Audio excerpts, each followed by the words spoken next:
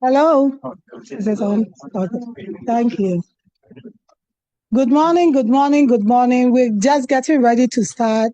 But whilst we're doing that, we wanted to do a short video on Ghana whilst we're waiting.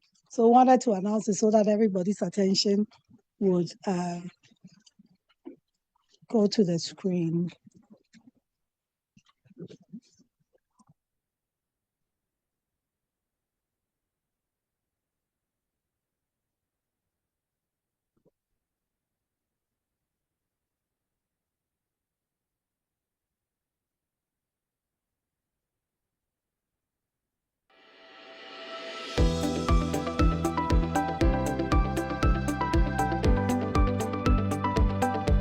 Cosmos is an exploration and production company.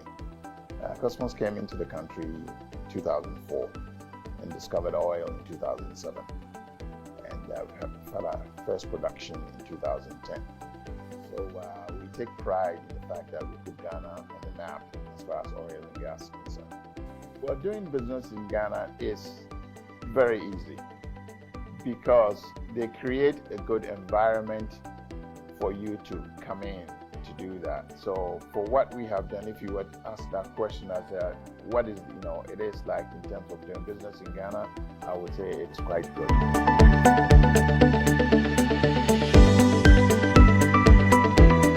Olam, while globally it is multinational across 47 commodities in the agri sector, in Ghana we have been doing cocoa, cashew, rice, we have been into processed tomato, biscuits and flour milling. So Ghana has been a very pleasant and a positive experience for all the businesses we have done.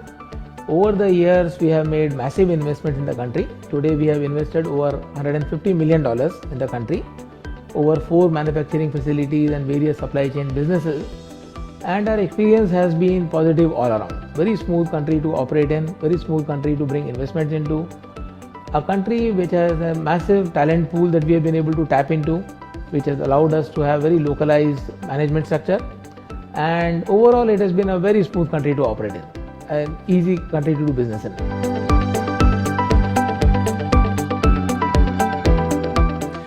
Golden Exotics and Golden Organics Limited in Ghana are 100% owned subsidiaries of a company Fruitière based in Marseille, France.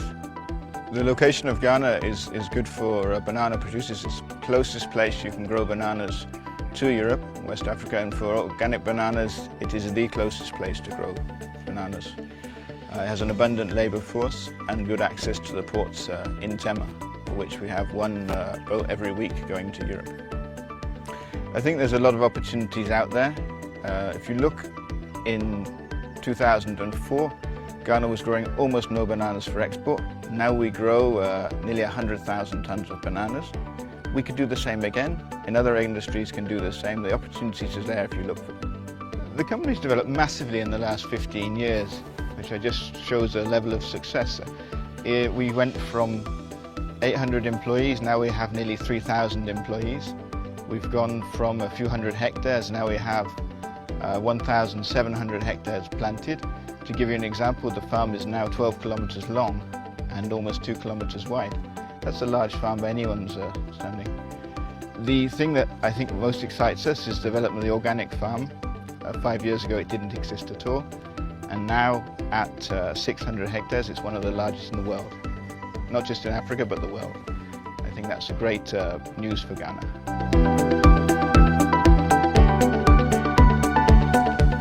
I will recommend Ghana as an investment destination in Africa because for us, having been here for 14 years and by our own experience, we think Ghana as a people are very hospitable. Ghana is politically very stable, and we have loads of opportunities in Ghana. We have huge opportunity in the oil and gas industry. We have huge opportunity in the gold industry, where Ghana traditionally is known for, and we have huge opportunities for the cocoa industry, and a lot of other opportunities for non-traditional exports. So I will strongly recommend foreign investments in Ghana. Ghana for 2019 is projected to grow at about 7.6%, which is higher than anywhere else in Africa. In fact, most African countries probably going at 3, 4, 2.5. Most European countries are 2, 3. We are having a growth of 7.6%. That growth is opportunity itself for people who want to think about coming to Ghana. So now is the time. We love living in Ghana. We think Ghanaian people are one of the nicest people in the world. The safety of the country is really encouraging. Work has got its ups and downs, but we still quite enjoy what we do. Business flourishes, and we're very happy being here, and we don't regret investing in Ghana whatsoever. When I look at the technology or ICT industry, it is one that is growing at 20% year on year, closing 2018. Forecasted to also grow 20% this year. This is not growth that you see in a lot of the other markets. I think beyond that, when I look at the social aspects around safety, security, a lot of investments have come into Airtel Tigo, which our shareholders are confident to have in this country because of the safety and security of the assets. The Ghanaian fintech industry is one that shows a lot of promise.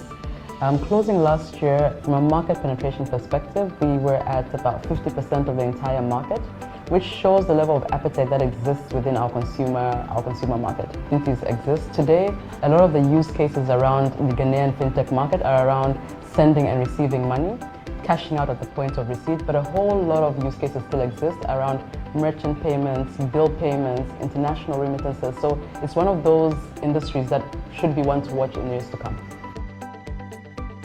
Telecommunications companies in Africa, most of them are in Ghana actually. The top 3 are in Ghana, making this market very attractive but also very competitive. For us, I think our mission continues to be how to bring connectivity to the masses, and this continues to be the one thing that we seek to enable in the country. So our investment strategy is geared towards that, to ensure that we can drive the digital change and the digital revolution, which is also aligned to the goals of the government and where consumers want to go. We've seen significant interest from consumers today, the types of services, the types of activities, particularly from the youth. And our goal is really to enable and drive digital revolution within the country using telecommunications. So the FMCG business in Ghana, I think, is a great business. It's a great opportunity because today people are coming, a lot of companies are coming, traders are coming with FMCGs, opportunities and product as well. It means that competition is becoming a little bit high and difficult. That is positioning us and telling us that we have to fight more because it's a good business in Ghana. So Guinness Ghana Breweries PLC is the only total beverage company in Ghana. We're currently listed on the Ghana Stock Exchange and a subsidiary of Diageo, which is the global brand that we belong to. Diageo is listed on the London and New York Stock Exchange. So Guinness Ghana, since establishing its business in Ghana for over 59 years now, has always positioned itself as a manufacturer and an employer first, and a beverage company second. Now, within the beverage company space, we have been able to source our raw materials, our local raw materials. For over 55% of all the products that we use within our production lines are sourced locally. What this means is that we're impacting over 25,000 farmers who are getting us crops to use for our productions, and this has an exponential effect of touching over 170,000 livelihoods across, and this is something that we're quite proud of as an operations in Ghana. Yeah, we're an international shipping line. We've got 235 ships. We've got a floating capacity of about 1.7 million TEU and over 2.5 million containers or TEUs. Okay, I think the main thing from our side since we started, which was in February last year, we've managed to increase our imports by over 50%. And I think this is very much related to us being on the ground here, so it's been a very positive experience. I think I would definitely recommend Ghana as a good investment opportunity in West Africa. The new terminal opening here for the container side is going to be a real game changer, and it's going to be really modern facilities. If I had to give advice to anybody who's going to be investing in Ghana, I think the first thing to do would be to get in touch with the GIPC and then get yourself an experienced lawyer who can walk you through the processes. It's going to be very straightforward. The Moinani's Group original flagship company called Poly Products was established in 1966, which is over 50 years ago. Our experience in the most recent adventures we've got into, the process of registering a company and setting up is very easy. It's efficient and fast. Since coming to Ghana, we've expanded in various different businesses. We started off with a small packaging unit, and over time we've added 4 different manufacturing entities, as well as distribution, foods, real estate and hospitality. Our experience has been that Ghana is not only Ghana, the population is catering to the whole wider ECOWAS region, which caters for over 100 million people. When investors look at branching out, especially if you don't have African experience, they hear the bad stories. Ghana has more good stories than anything else to portray itself. It's easy, and you're catering for a larger market than expected. It's a good soft landing should you want to expand into other areas in the African sub-region, and definitely recommended as a good stepping stone. Don't look any further, invest in Ghana.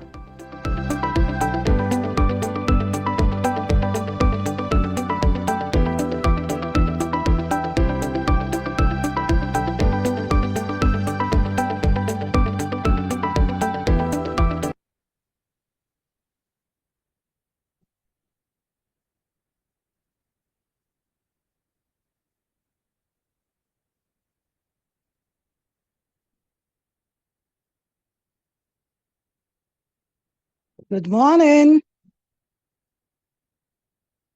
I know you guys have had breakfast, okay? So I expect a more energetic good morning. Good morning. Fantastic. My name is Florence Thorson Hart. I'm the president of the U.S.-Ghana Chamber of Commerce. Welcome to Philadelphia, the city of brotherly love and sisterly affection. It is my honor to be your MC, kind of, for today. So as most of you are aware, we are looking to make sure that everybody in the world, especially in Philadelphia, understands what Ghana has to offer by way of investments.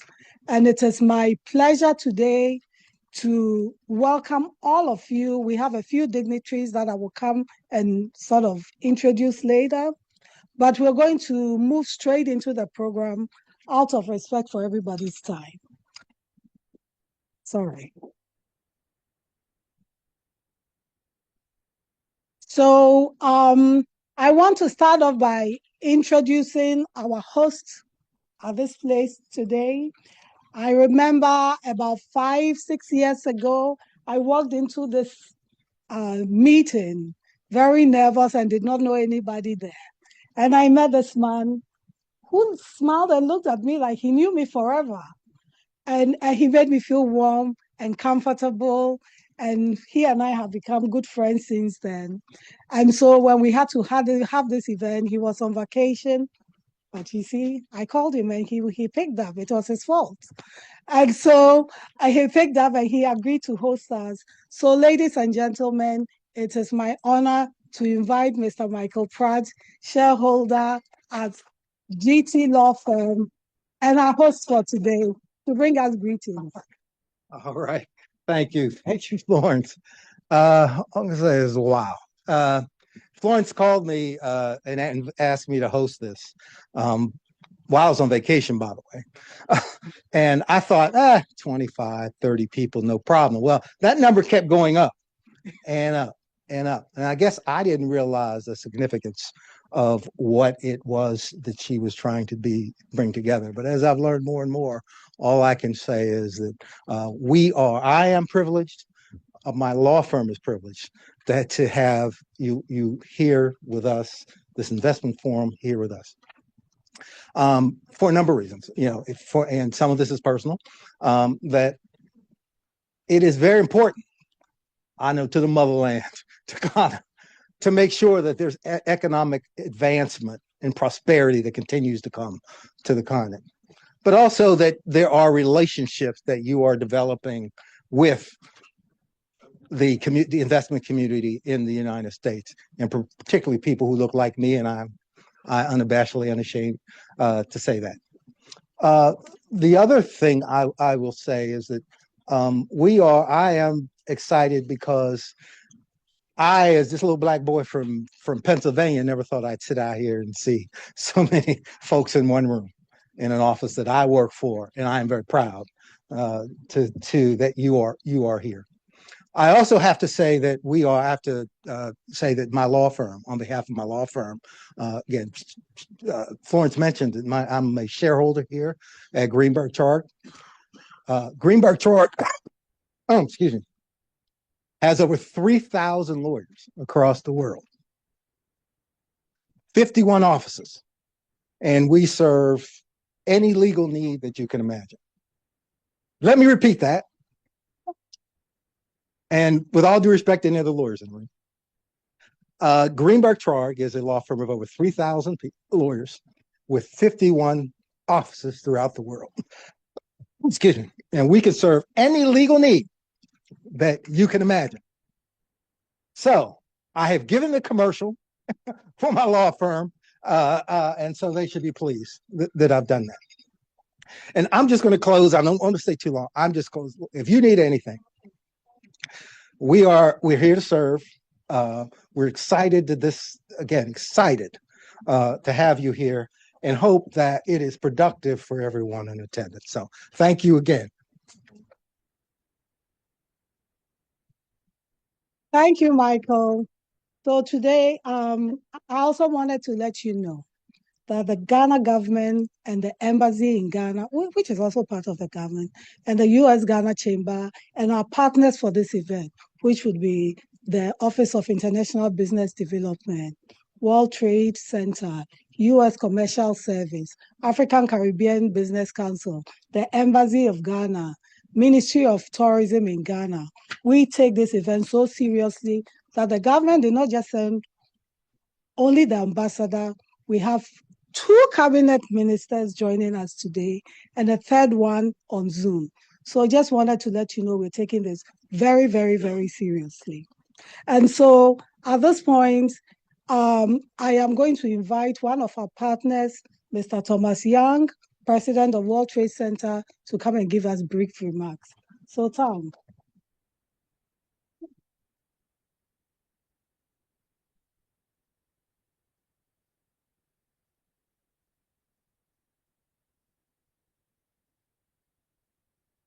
Thank you, Florence. And thank you all for being here today.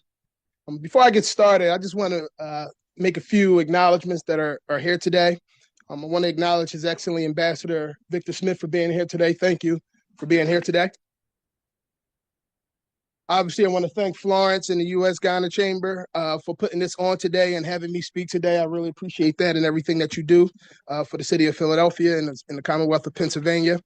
I also want to acknowledge Jovan Goldstein and Pierre Olivier, who are 2 board members of ours with the World Trade Center Greater Philadelphia. We also have a couple of our members here. We have Jeff G. I see Jamil Worthy, who's in the building, and I see Malik Majid, who's another member with his team from U.S. facilities as well, and I see a few others as well. And finally, I want to acknowledge Krista Bard and Peter Longstrike from the Council Corps, who'll be working with us as well, as you hear a little bit about what we're doing moving into the future. And I'll be really brief, but I will say that I think we have a grand opportunity to really deepen the ties when we're talking about business, when we're talking about trade, and then we're talking about other things. We have a grand opportunity right now to deepen the ties with the country of Ghana, the city of Philadelphia, the Commonwealth of Pennsylvania, and the United States of America.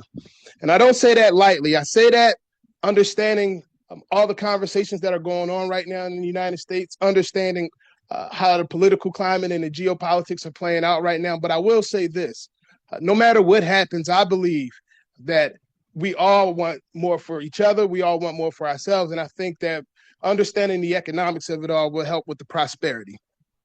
Just to give you a little bit about the World Trade Center, there's over 300 World Trade Centers in over 90 countries around the world.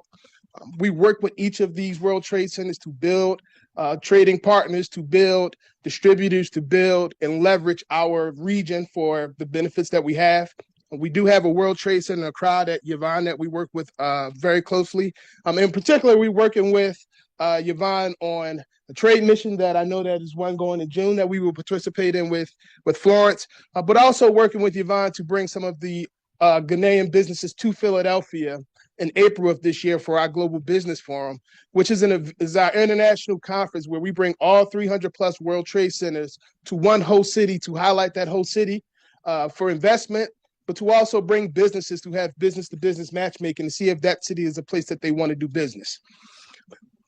Right, this year, our platform is Historic Foundations for Future Collaborations, understanding that there is, when I'm a Philadelphian, and His Majesty Ambassador heard me say this yesterday, but I will say that I believe that there is no city in the world that's like Philadelphia, especially in our country. There's nowhere you can go where you can get the rich history of how our country got started, get on a train or get in a car and go an hour and a half north to the financial capital of the world and one of the most famous cities in the world in New York City, then come back to Philadelphia and go an hour and a half south and see how our country and democracy is run in Washington, D.C., and then come back to Philadelphia, and I'll put our restaurant scene up against any restaurant scene across the country. We just had three of our restaurants win Michelin stars for being some of the top restaurants in the world. So really understanding that we have, yes, absolutely. So understanding that Philadelphia, we have the arts, we have the culture, we have the food, we have the history, and we have the proximity of two of the major cities in our country, and you could get to 70% of our population and Canada's population within a day's drive. So really understanding everything that we have here in Philadelphia, and that's what we will be putting on display April 19th through the 22nd at our Global Business Forum here in Philadelphia. And then finally, I will say that we're going to highlight having Julius Dr. J. Irvin as one of our keynote speakers, which a lot of people don't know. Back in the 70s, he invested $1 million in a Coca-Cola bottling company, which is a manufacturer, and it helped take Coca-Cola to where it is today.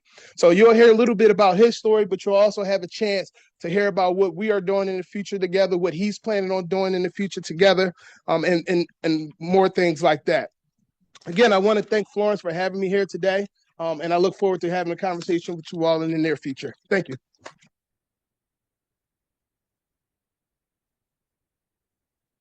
So it is also my pleasure to bring to the podium Miss Krista Bird, President of the Consular Corps Association of Philadelphia, to just give us a few.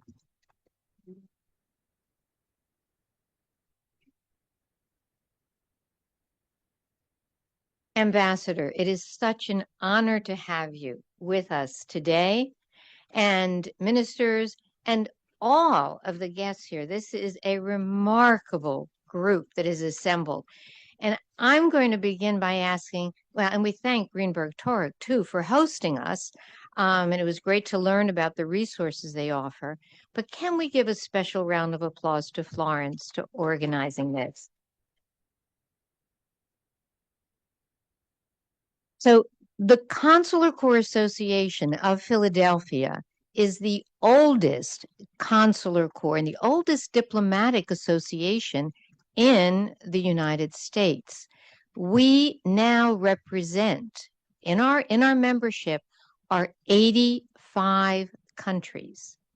So it is my honor to welcome you not just on behalf of the Consular Corps, but of all the countries that are here. What's great about Philadelphia is that it is inclusive. I'm the president of the Consular Corps, but it's because I first started out as the honorary consul general of the Republic of Lithuania. And that is how I serve as well. But so, my real name is Kristina Ritonia Alicia Butvidaitė. So that's how I started out in the world. I'm the first person in my family to be born in the United States. And actually, I'm a testament to what's possible here. Little Lithuania found its place here in Philadelphia. And we invite you. There are resources here that are accessible to everyone. We are a welcoming city. We are an inclusive city. And what's great about the Consular Corps and even working with Florence is that we share our information and our contacts and our resources. We are ready to share with you as well. Thank you. Thank you so much, Krista. She's been very nice to me and the chamber, so we really appreciate her support. So at this point, it is my honor to introduce, I'll come back and we have a lot of dignitaries here. I need some time to make sure I get everybody. But like I said, we have the Minister of Tourism, Culture and Creative Arts, Honorable Jifa Gomashi. If you pay me $5, I'll tell you all of her secrets because I've known her for a very long time. And I also want to introduce Honorable Eric Opoku, who is the Minister of Agriculture. We also have the Minister in the Office of the President responsible for special initiatives, specifically agriculture, Dr. Tokono. Seated right next, we have one of our Ghanaian luminaries in the state of Pennsylvania. He's the president of Millersville University, who was kind enough to host us yesterday, Dr. Daniel Wuba. And as great as Dr. Wuba is, I know he has to have a stunning wife behind him. So we also have Dr. Judith Wuba. Okay. So now that so we'll also come back and do a few more introductions. But at this point, it is my pleasure to introduce this man.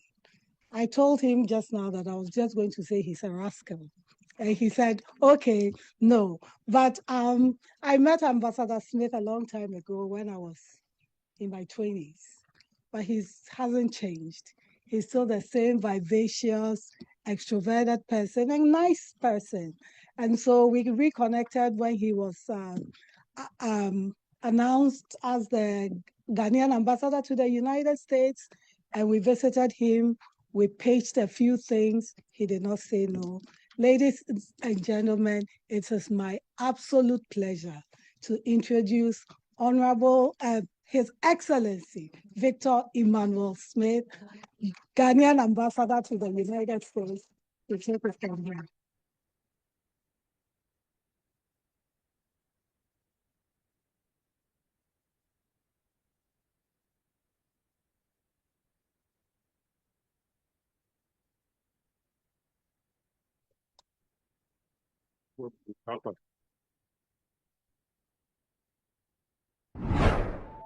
What does openness mean to you?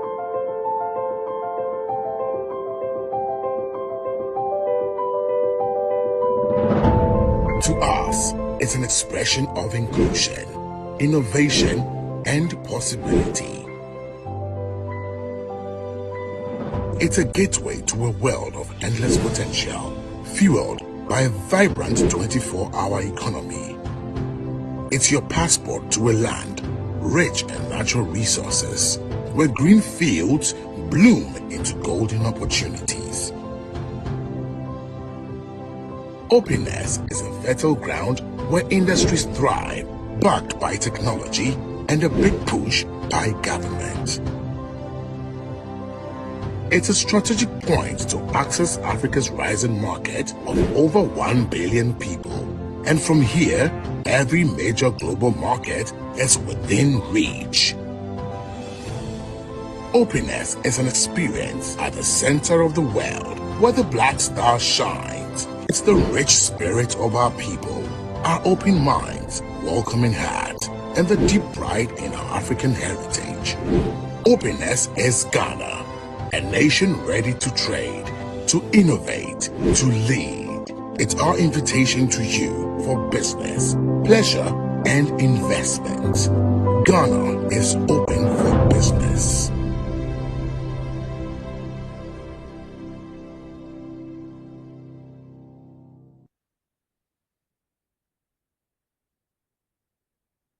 Good morning.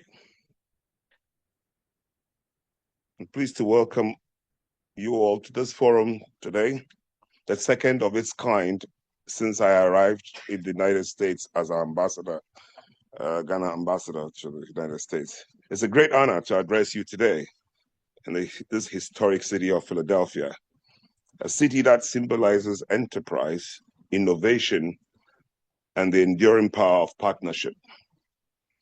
I bring you warm greetings from the President, government, and the people of the Republic of Ghana. And I thank the U.S.-Ghana Chamber of Commerce for collaborating with us at the Ghana Embassy in Washington to make this happen.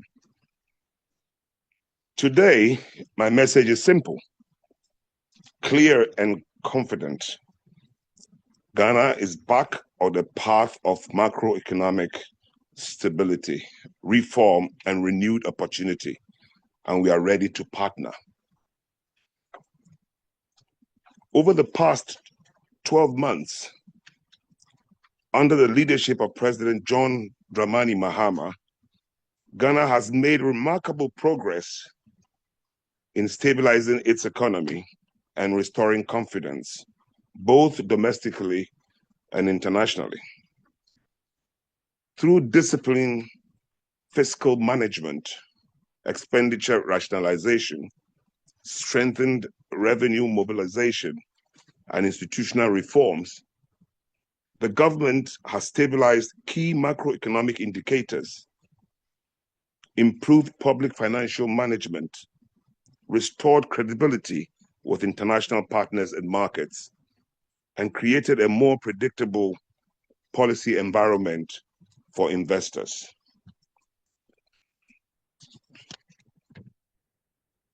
These efforts have not been accidental. They are the result of deliberate, sometimes difficult policy choices, guided by a clear objective to restore stability as the foundation for sustainable growth. Macroeconomic stability is not an end in itself. It is a platform, and Ghana is now firmly positioned to build forward, not merely recover.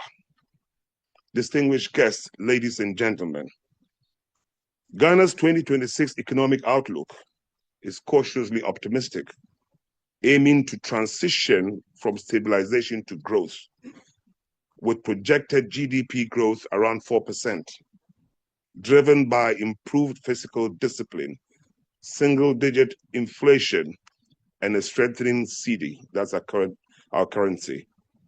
Though challenges like high debt servicing, global uncertainties, and rising utility costs persist, requiring careful fiscal management for sustained recovery. Key focuses include job creation, private sector support via tax reforms, and managing external debt obligations as Ghana potentially exits the IMF program. Going forward, distinguished ladies and gentlemen, the Mahama administration is focused on deepening reforms and accelerating productive investment, particularly in sectors that generate jobs, exports, and long-term value.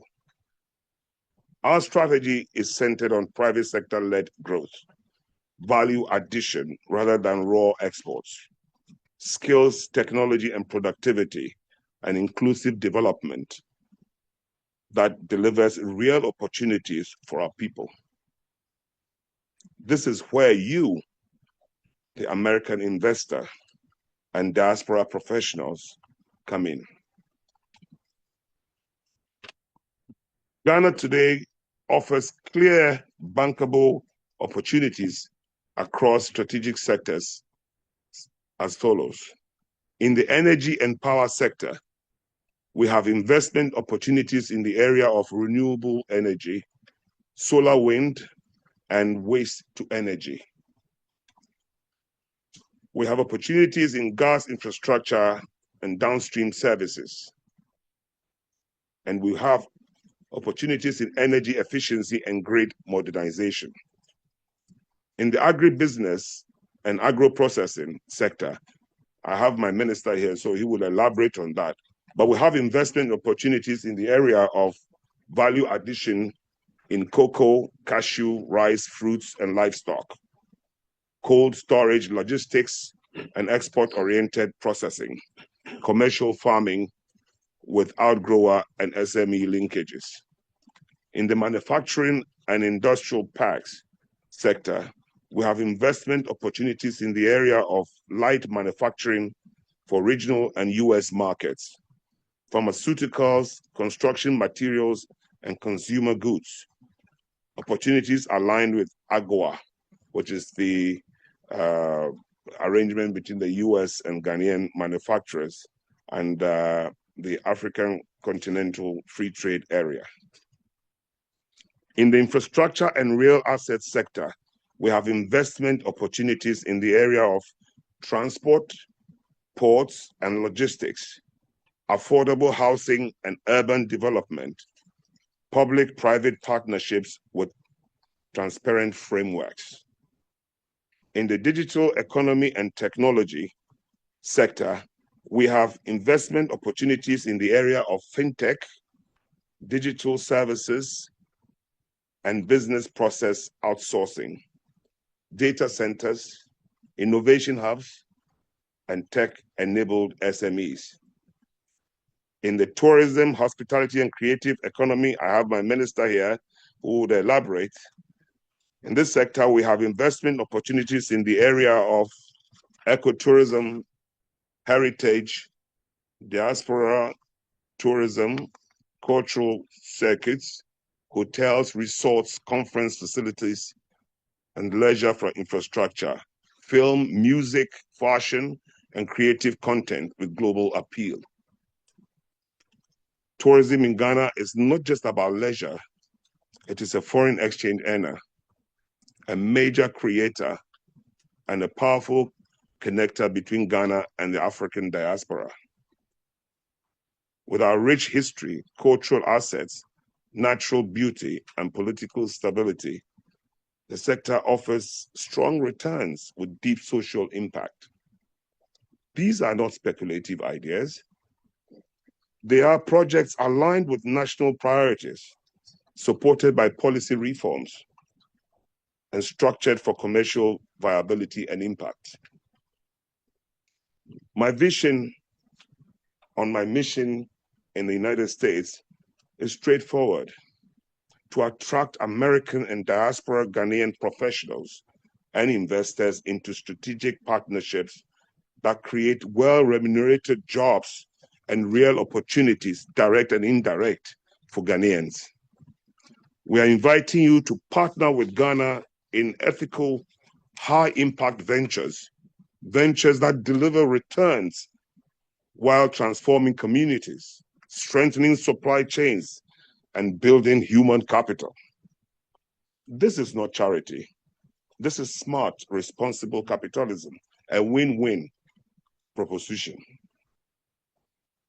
My special message to the Ghanaian diaspora, my fellow Ghanaians in the diaspora, let me say this clearly: you are not spectators. You are strategic partners in Ghana's next chapter. You bring capital, skills, networks, and global experience. When government, business, and the diaspora work together, Ghana's growth becomes not only possible, but unstoppable. The door is open. The framework is improving. The opportunity is real. Ghana is stable, ladies and gentlemen. Ghana is reforming. Ghana is open for business, and I mean serious business. We invite you to invest, to partner, and to grow with us, and not just for profit, but for lasting prosperity. Together, we can turn the opportunity into shared success. And I thank you, and I look forward to engaging with you in due course. God bless you. We need to get a picture. With you.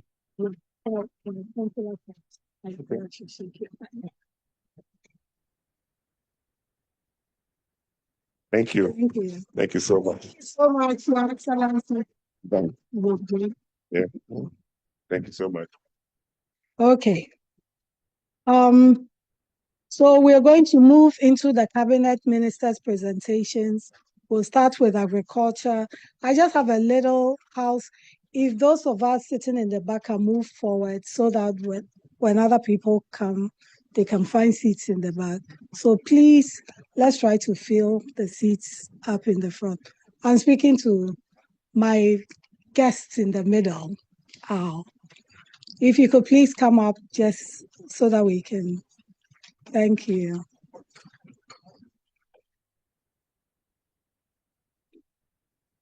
Oh, did I not ask nicely? I just want to pray anyway. Okay, I'm not going to sweat it. Okay, so at this point, it's my absolute. How many times have I said absolute today? Well, it is my delight to invite the Minister of Agriculture from Food and Agriculture from Ghana, Honorable Eric Opoku. I went to talk to him. I said, we don't like to read bios, right? Everybody can read a bio. Tell me the one thing that you want people to know about you. He didn't give me anything, so I'm free to say whatever I want. So, but I can say he's been a member of parliament for over. I mean, that one, we want the one that is in the secret in the cabinet. So he's a farmer. He's very passionate about agric. He's been, in addition to being a cabinet minister, he's also a member of parliament, and he's done that for almost 20 years. Over 20 years, he served for a very long time. Ladies and gentlemen, let's give a warm welcome to Honorable Eric Opoku, Minister of Food and Agriculture for Ghana. Thank you very much, Madam Moderator, for this opportunity. Your Excellency, Ghana's Ambassador to the United States of America, Honorable Minister for Tourism, distinguished ladies and gentlemen. I'm so much excited for the opportunity to be part of this all-important program.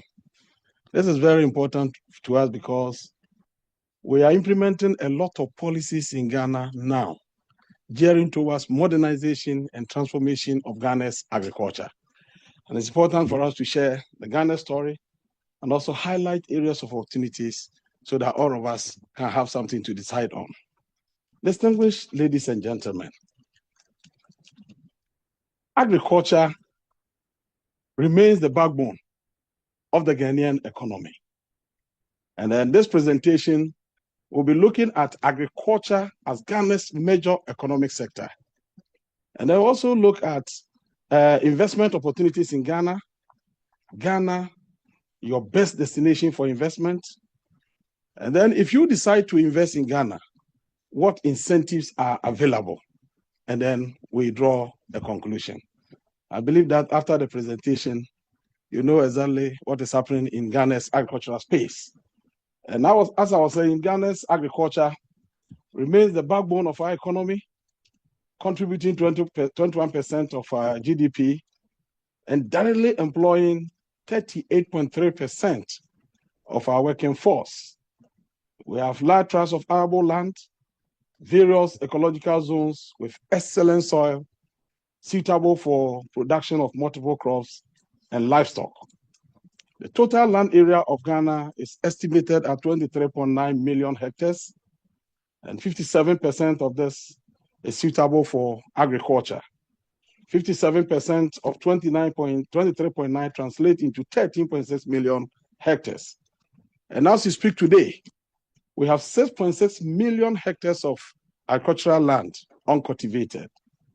And then we are also saying that 1.9 million hectares of our agricultural land has the potential for irrigation development. We have 2 rainy seasons in the southern Ghana. Average rainfall is 1,207 millimeters. and one season in the northern sector.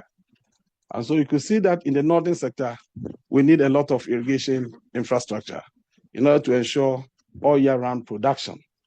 Well-endowed water resources, total length of around 6,917 kilometers, warm tropical climates. And then we have also tested our soils. And we know that we have the best soil for the production of stevia. Stevia is a plant that is used for the production of non-diabetic sugar. And because of diabetes, now people are drifting to non-diabetic sugar. So the demand for stevia is very, very high in the global market. And once we have the land, it's a huge opportunity for investment to take advantage of the rising demand. Then why are we saying that Ghana is your best destination for investment? One, we have a lot of natural resources. Ghana is the largest gold producing country in Africa. The largest gold producing country in Africa. When it comes to cocoa, Ghana is the largest producer of cocoa in the world. And when it comes to quality cocoa, what is called premium, Ghana is #1 globally. And so when you go to the world market, Ghana's cocoa attracts the highest price. And then we also have Ghana has the third largest bauxite reserve. In Ghana, we have the third largest bauxite reserve in Africa. We also have oil. And you know, wherever you have oil, gas is a byproduct. The largest producer of tuna in Africa, and then fourth globally. Then again, when it comes to yam, Ghana is the second largest producer of yam in the whole world. Now, why invest in Ghana again? Ghana has been adjudged the best destination to invest in West Africa and sees on the continent, according to the Rand Merchant Bank, where to invest in Africa 2024 report. Now, the Rand Merchant Bank has won the accolade as the investment bank for Africa because of their solutionist thinking. And they reported that if you want to do business in West Africa, the first country you must look at is Ghana. Why? They are saying that we have excellent ecological conditions, various investment opportunities, and we have a government that is committed to supporting private sector development. Then, what promising investment opportunities? Specific ones. Now, when you take cocoa, for instance, being the largest producer of cocoa globally, we have been exporting raw cocoa to the world for a long time. Raw cocoa beans. So when you look at the statistics, Africa as a whole produces 70% of the world raw cocoa beans. But when it comes to the chocolate industry, which is valued at $130 billion, African share is just 1%. So it means that we've been exporting raw cocoa beans and receiving peanuts, something infinitesimal that we cannot even talk about. And then value is added and then sent to us at cutthroat prices. That explains why the producers of the golden pot cocoa are still wallowing in abject poverty. To be able to change the story, we have to add value. Once we have the raw materials and we have the capacity to increase our raw material production, what we are looking for now is investment in the space to add value, to process cocoa. Then we go to shea butter. Ghana produces the finest quality of shea nuts in the world. In fact, we produce 120,000 tons of shea nuts. And our processing demand for value addition is just 30,000. So here again, we are exporting shea nuts raw to the market. But when you go to the global market, prices of shea butter are skyrocketing because the pharmaceutical industries are expanding. The cosmetic industries are booming. And now there is high demand for shea butter for food preparation, all because it is established that shea butter reduces bad cholesterol and protects or improves good cholesterol. So it's now a major ingredient in food preparation. We have the capacity. We have the land suitable for it.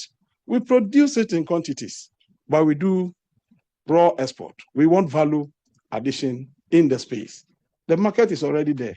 It's just a matter of taking advantage to add value and then make money out of that. Then we come to cashew. Again, Ghana produces a lot of cashew, around 252,932 tons every year.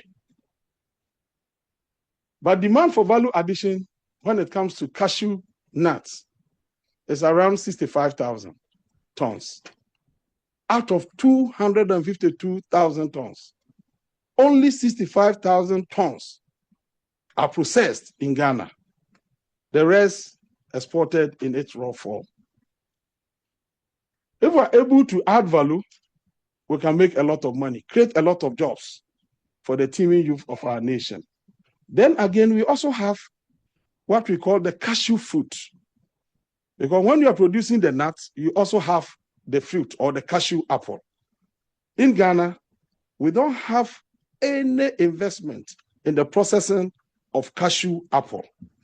So that apple, which is a major raw material for the processing of cashew wine, is thrown away.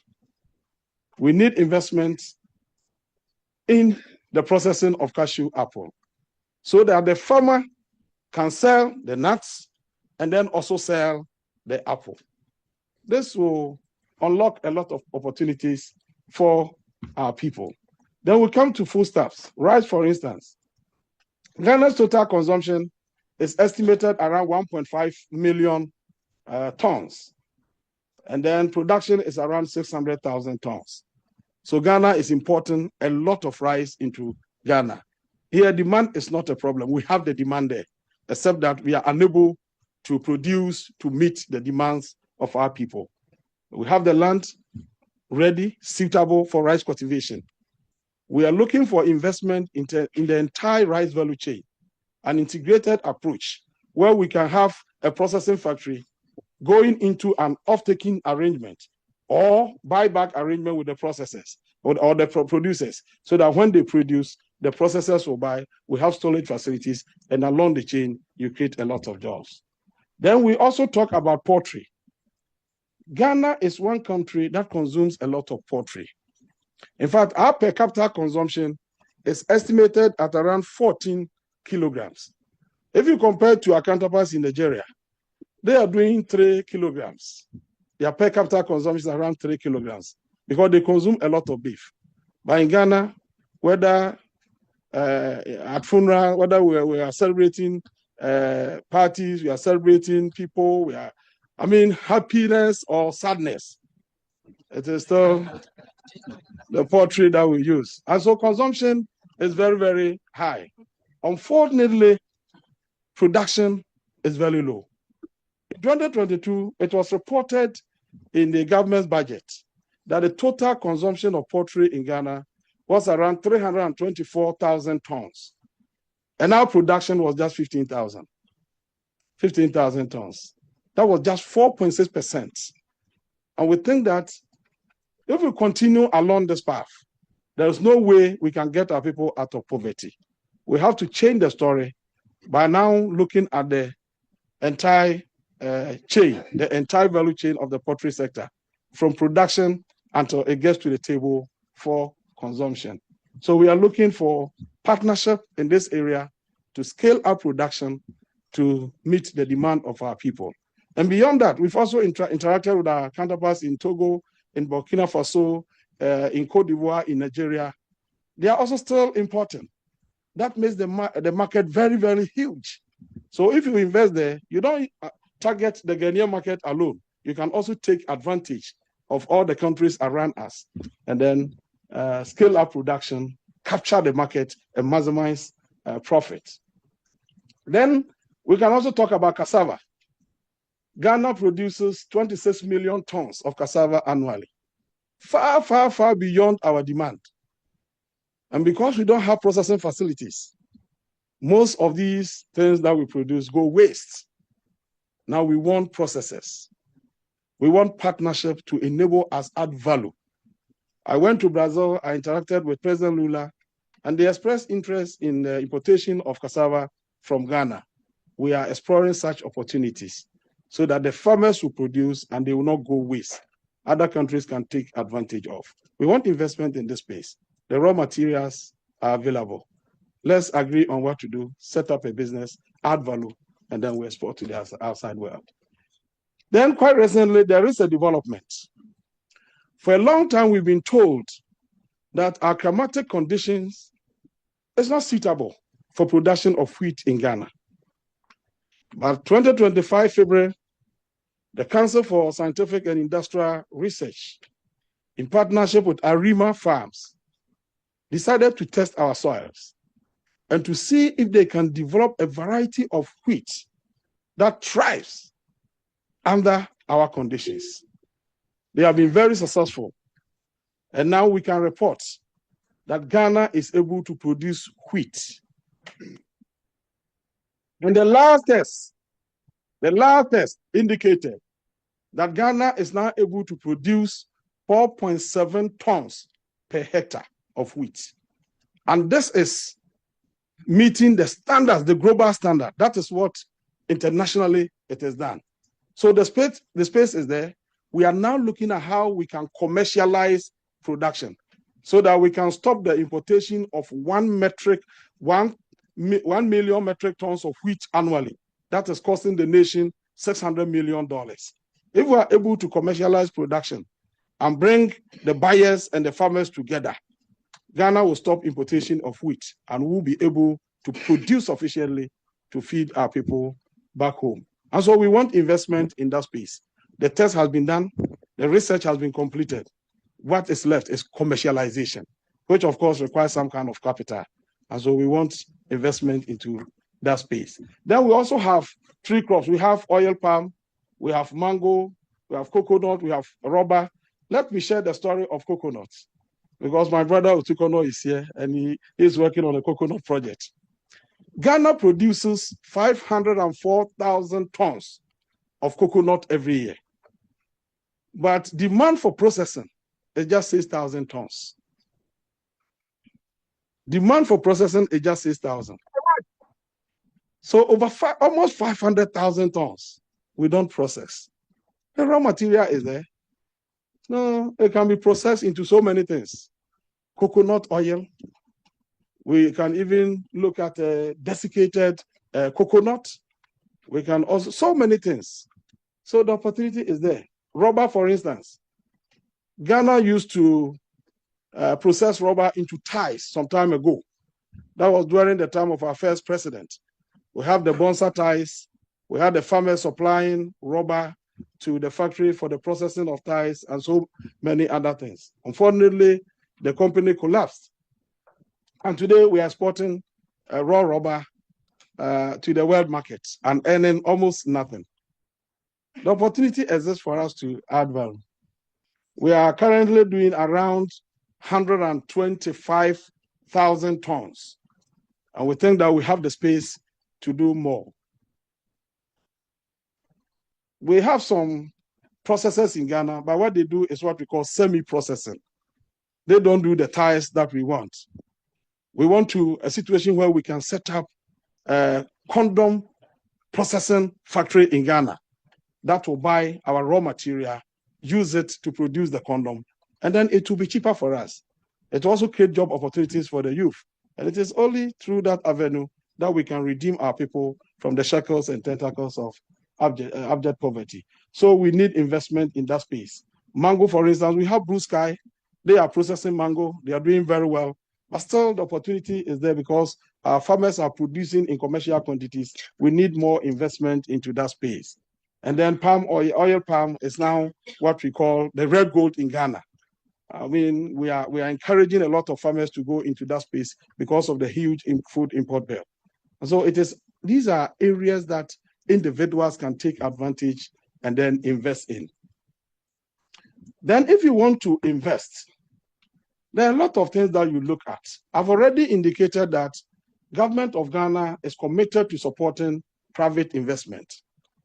Let me specifically indicate what we are doing to attract and to retain private investment. When His Excellency President Mahama assumed office, the food import bill of Ghana was close to $3 billion annually. Food inflation which was 61% in January 2023, had come to 28.3% in January 2025. And so he introduced the Feed Ghana program, a program intentioned to produce sufficiently to feed the people of Ghana and also feed our industries. And so we have Feed the Industry under the Feed Ghana program. What we want to do is to establish a symbiotic relationship between the farmers and industry, so that industry will serve as a huge market for our farmers. They will produce, the farmers will buy. Once they have the market, they will add value, and then along the chain, you unlock the full potentials of our agricultural space.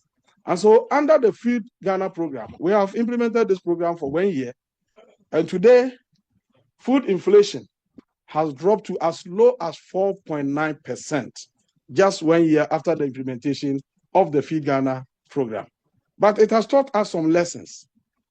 Within 1 year of the implementation, Ghana has produced so much in terms of food that now the problem we are battling with is how to store the produce of our farmers.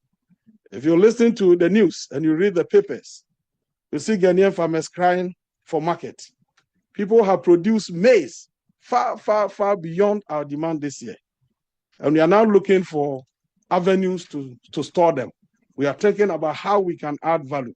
We are thinking about how we can even export to other countries that are in need. But to consolidate and to sustain the gains that we are making, we are introducing what we call the Farmer Service Centers. Farmer Service Centers. This is so critical and dear to the heart of Mr. President, because our farmer population is dominated by smallholder farmers. They constitute about 80%. On their own, they cannot have access to agricultural mechanization.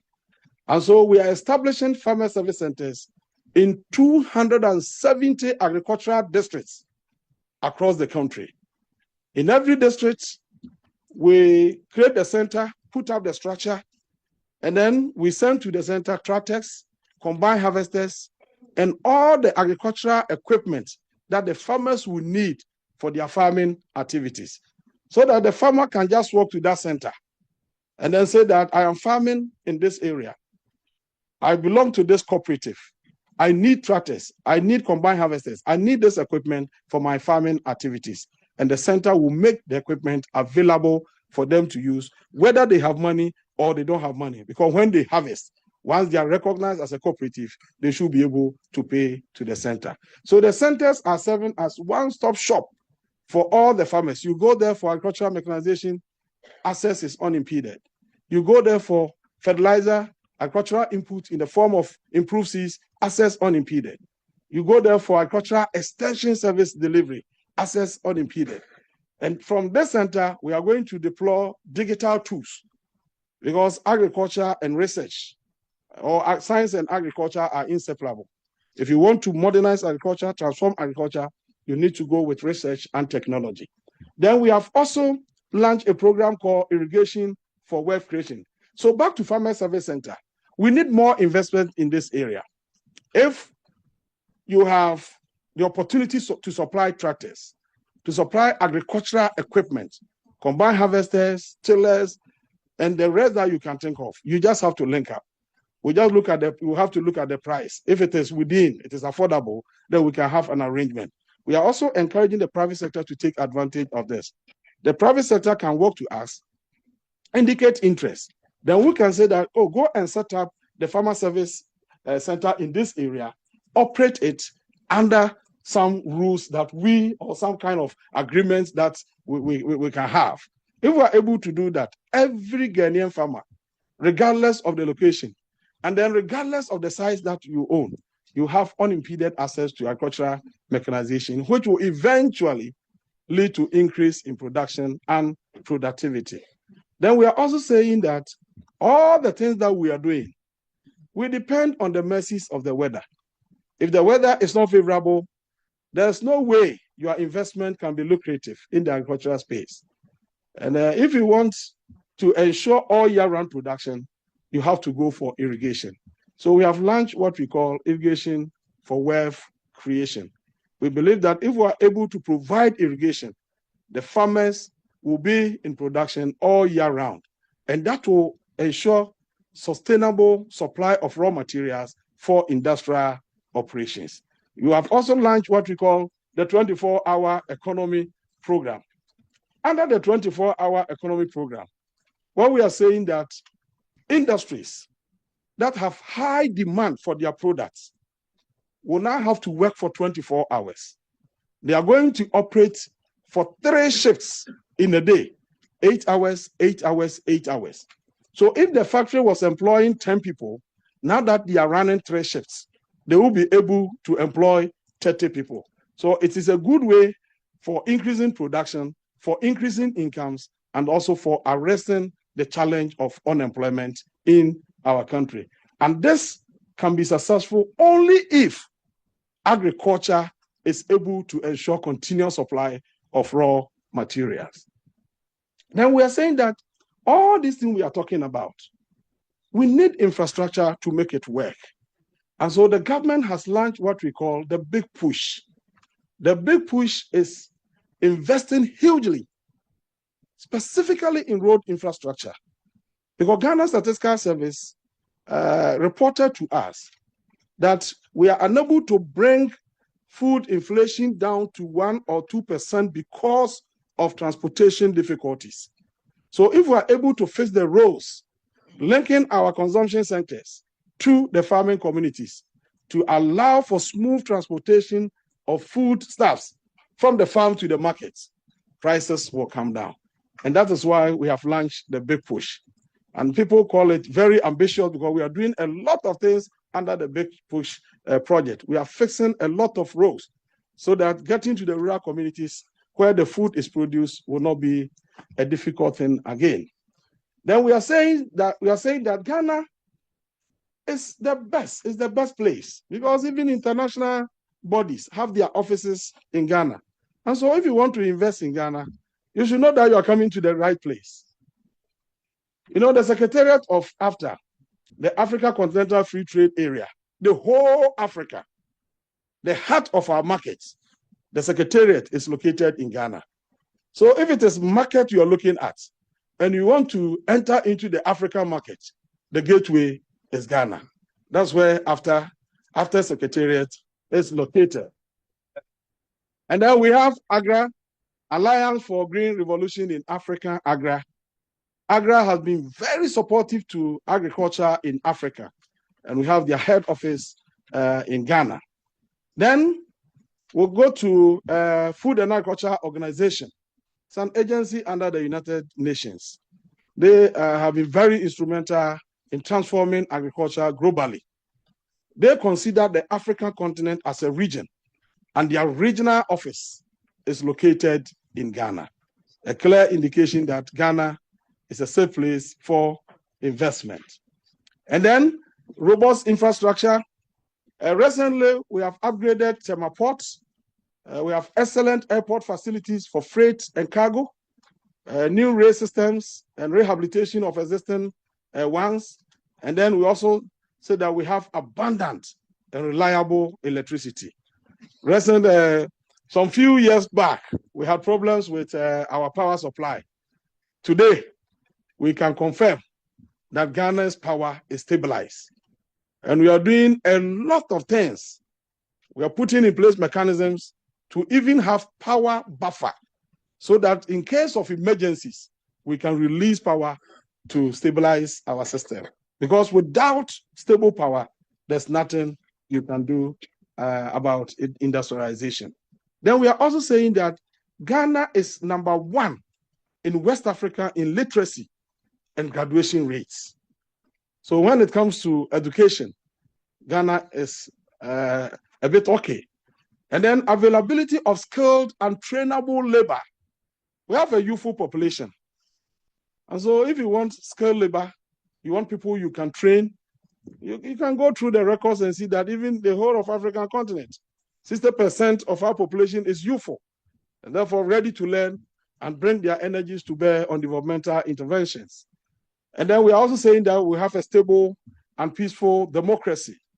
Ghana is #1 in West Africa and 2nd in Africa, according to 2021 Global Peace Index, because we believe that the only way to meet the aspirations and demand of our people is through the ballot box. So we vote to elect our leaders. We vote to select presidents. If you don't perform, we'll vote to change you. Just 2024, 7 December, Ghanaians went to the poll and then installed a new president. And so democracy has come to stay in Ghana. Then you are an investor. You take a decision that now I want to invest in Ghana. We have been talking about investment. What legal regime have we put in place to protect your investment and to make your investment lucrative? #1, we have the free zone incentives. What do we mean by free zone incentives?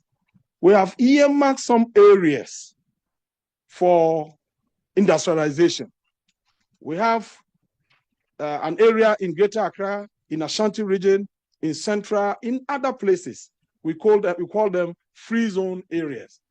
When you set up in that area, the very area we have earmarked for industrialization, 100% exemption from import and export duties. You are setting up in that area. That area is meant for industrialization. So if that is where you want to put up your industry, all the imports relating to the industry, the duties and everything, we are not going to pay. It is 100% free.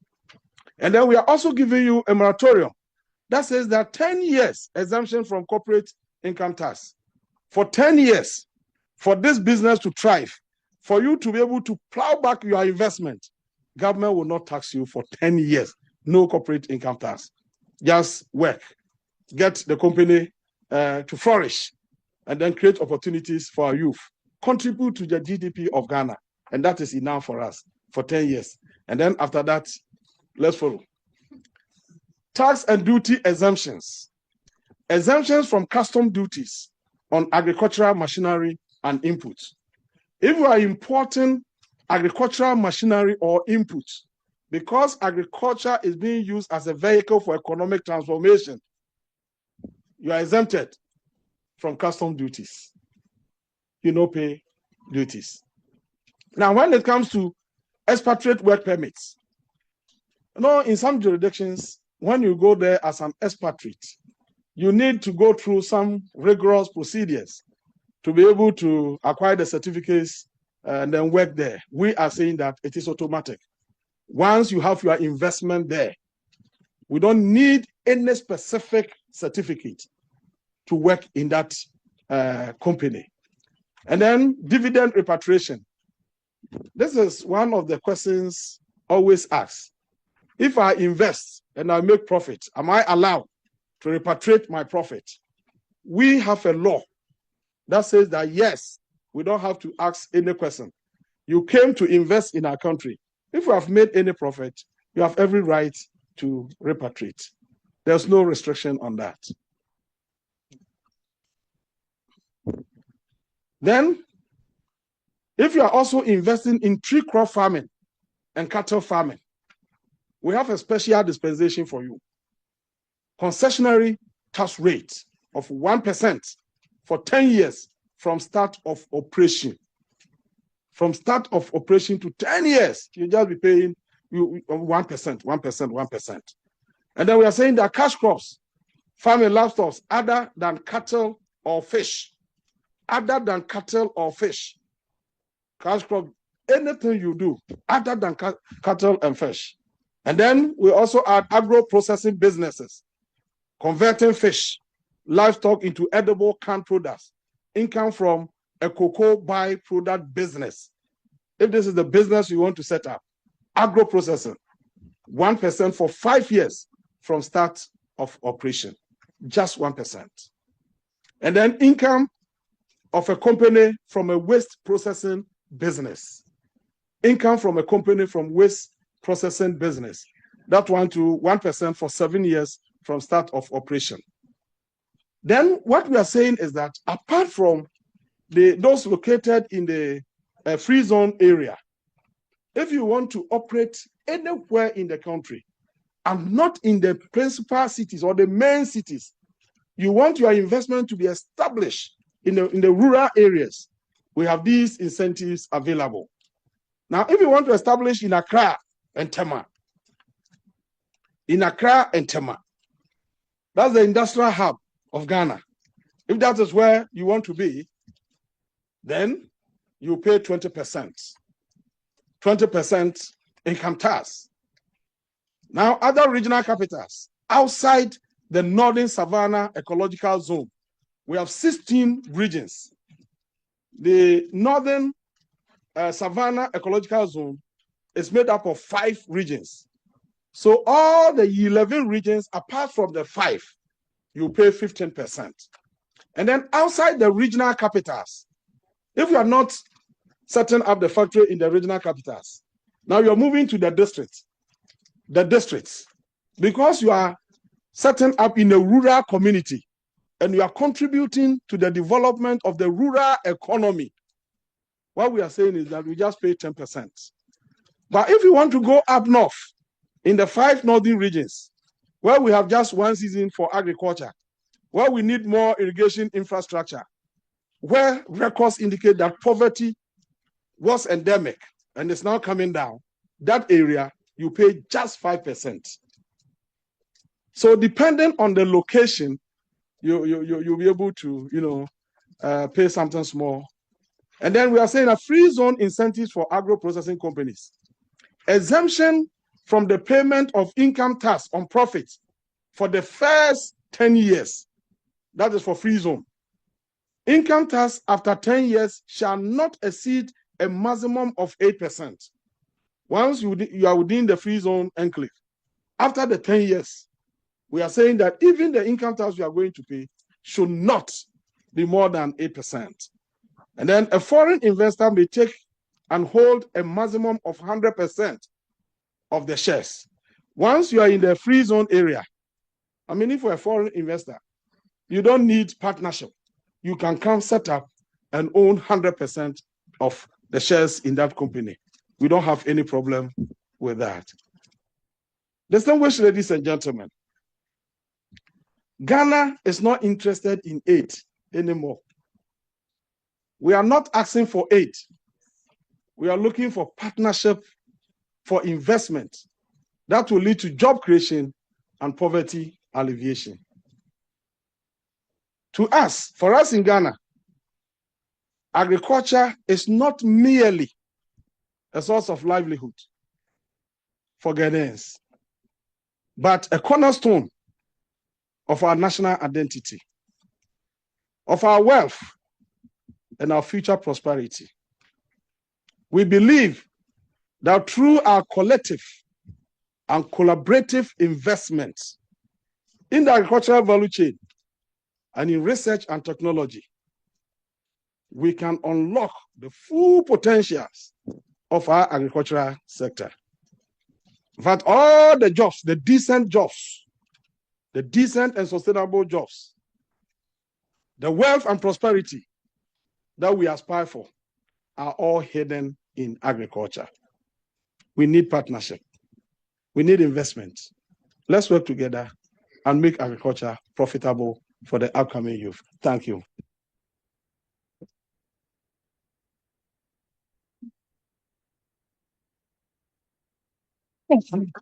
Thank you, Honorable Eric Opoku. I know a lot of you have questions. We will want to get through the presentations and then do the questions in one block. Actually, we have 2 Q&A sessions. So it is my pleasure to introduce the next speaker. I'm salivating at this one. I've known her. We've known each other since we were, 1920 in Ghana. I always joke that we thought we used to run Accra, but we are delusional, right? That's one of the things when you're young, you think you can do anything. But ladies and gentlemen, you know I don't like reading bios. This is my very good friend that I absolutely, absolutely adore. That every time I go to Ghana, we hang out, and she's responsible for loading me up with all of the Ghana food that I need to bring. So it is my pleasure. I spoke to a few of you who went to Ghana for Dirty December and the vacation. She is the one responsible for all of the fun that you have.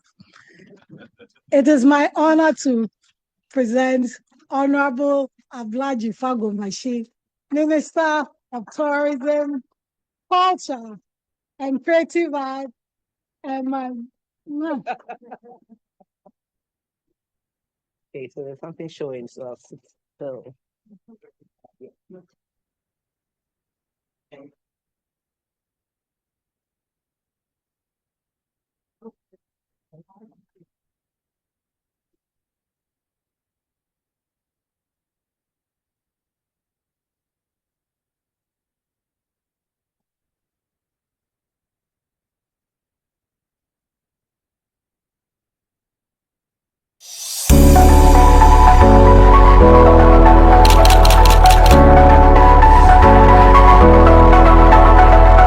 Greetings from the center of the world and the gateway to Africa, Ghana.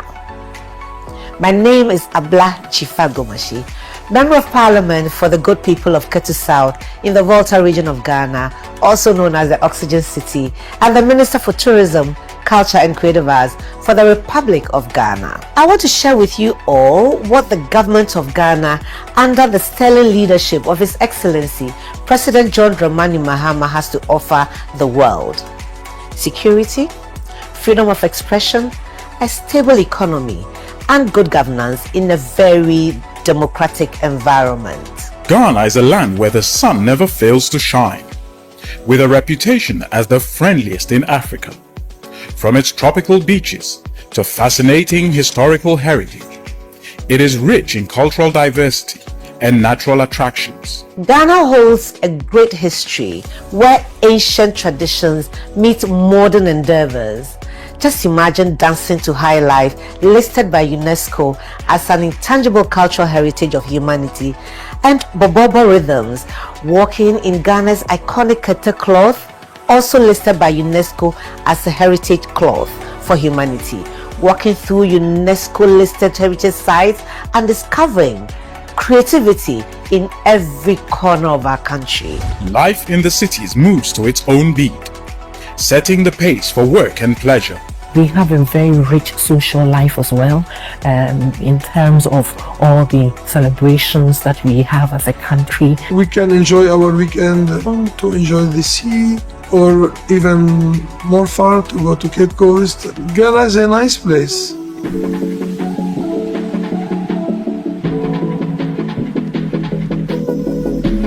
The long-term plan for tourism development has set goals to attract 2.45 million visitors to Ghana by 2022, doubling tourism revenues by the same year to $4.69 billion. Natural beauty, historic and cultural heritage, hospitality, safety, and stability are the strategic focus areas for tourism development. You need to experience Ghana through our vibrant festivals, rich history, creative fusion of music, fashion, film, theater, and craft, and our enviable warm hospitality.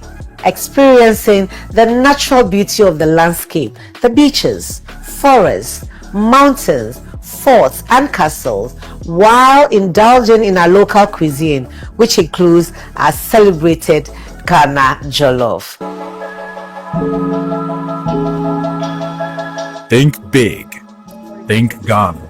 That is the philosophy of Ghana's first president and the force behind his plans for the rapid industrialization of Ghana.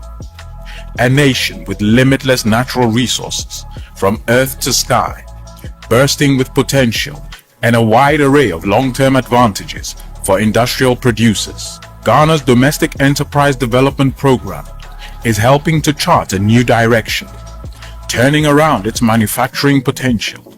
There's also a fast infrastructure development agenda on the side of the government to ensure that businesses that would come into the country do have the necessary support and facilities, to help them, kickstart whatever business ventures they want to undertake in Ghana.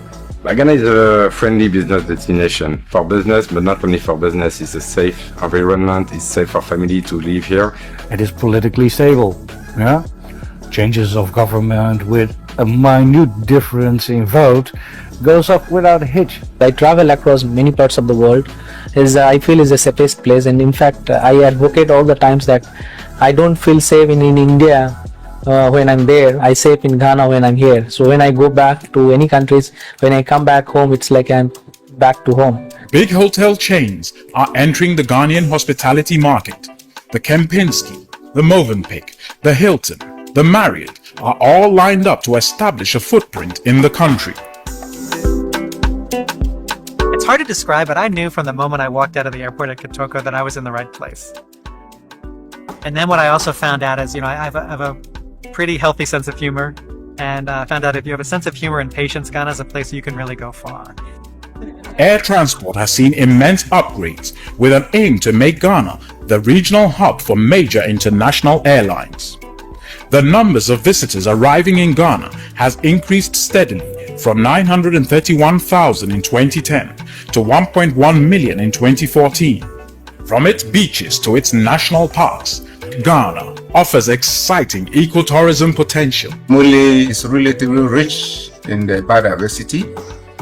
Mole is home to over 90 mammal species, 300 bird species, 33 reptile species, 9 amphibian species, over 120 butterfly species, and 740 vascular plant species, 4 of which are rare and 24 endangered. This land is rich with heritage. If we could do it, then you can do it. And it can happen in Ghana. Ghana is more than a destination. It is a land of enormous opportunities.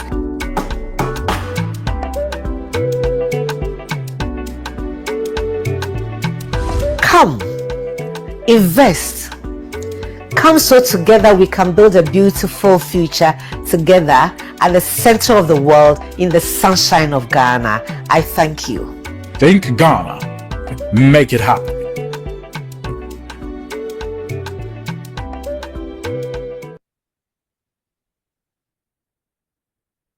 Hello, everybody.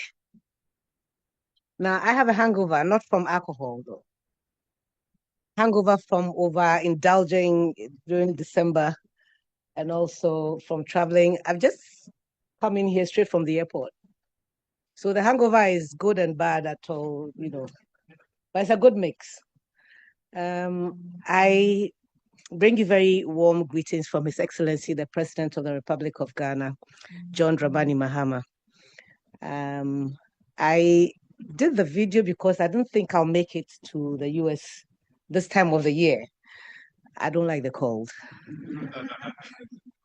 3 layers of clothing, but I was born in the sunshine, so I thought I'll send the video and then stay in Ghana and hear your feedback. But then between... I beg very nicely. No, wait, no, you can't bribe me with that. Be quiet. Where's Ambassador Smith? He's out there someplace. So between the two of them, I couldn't say no. She's told you that we grew up together. She's a peer mentor. She's very modest, but I'm the 6th of 8 children. Same mother, same father. And we're Catholics. And I was born in Burma Camp, which is military, the barracks.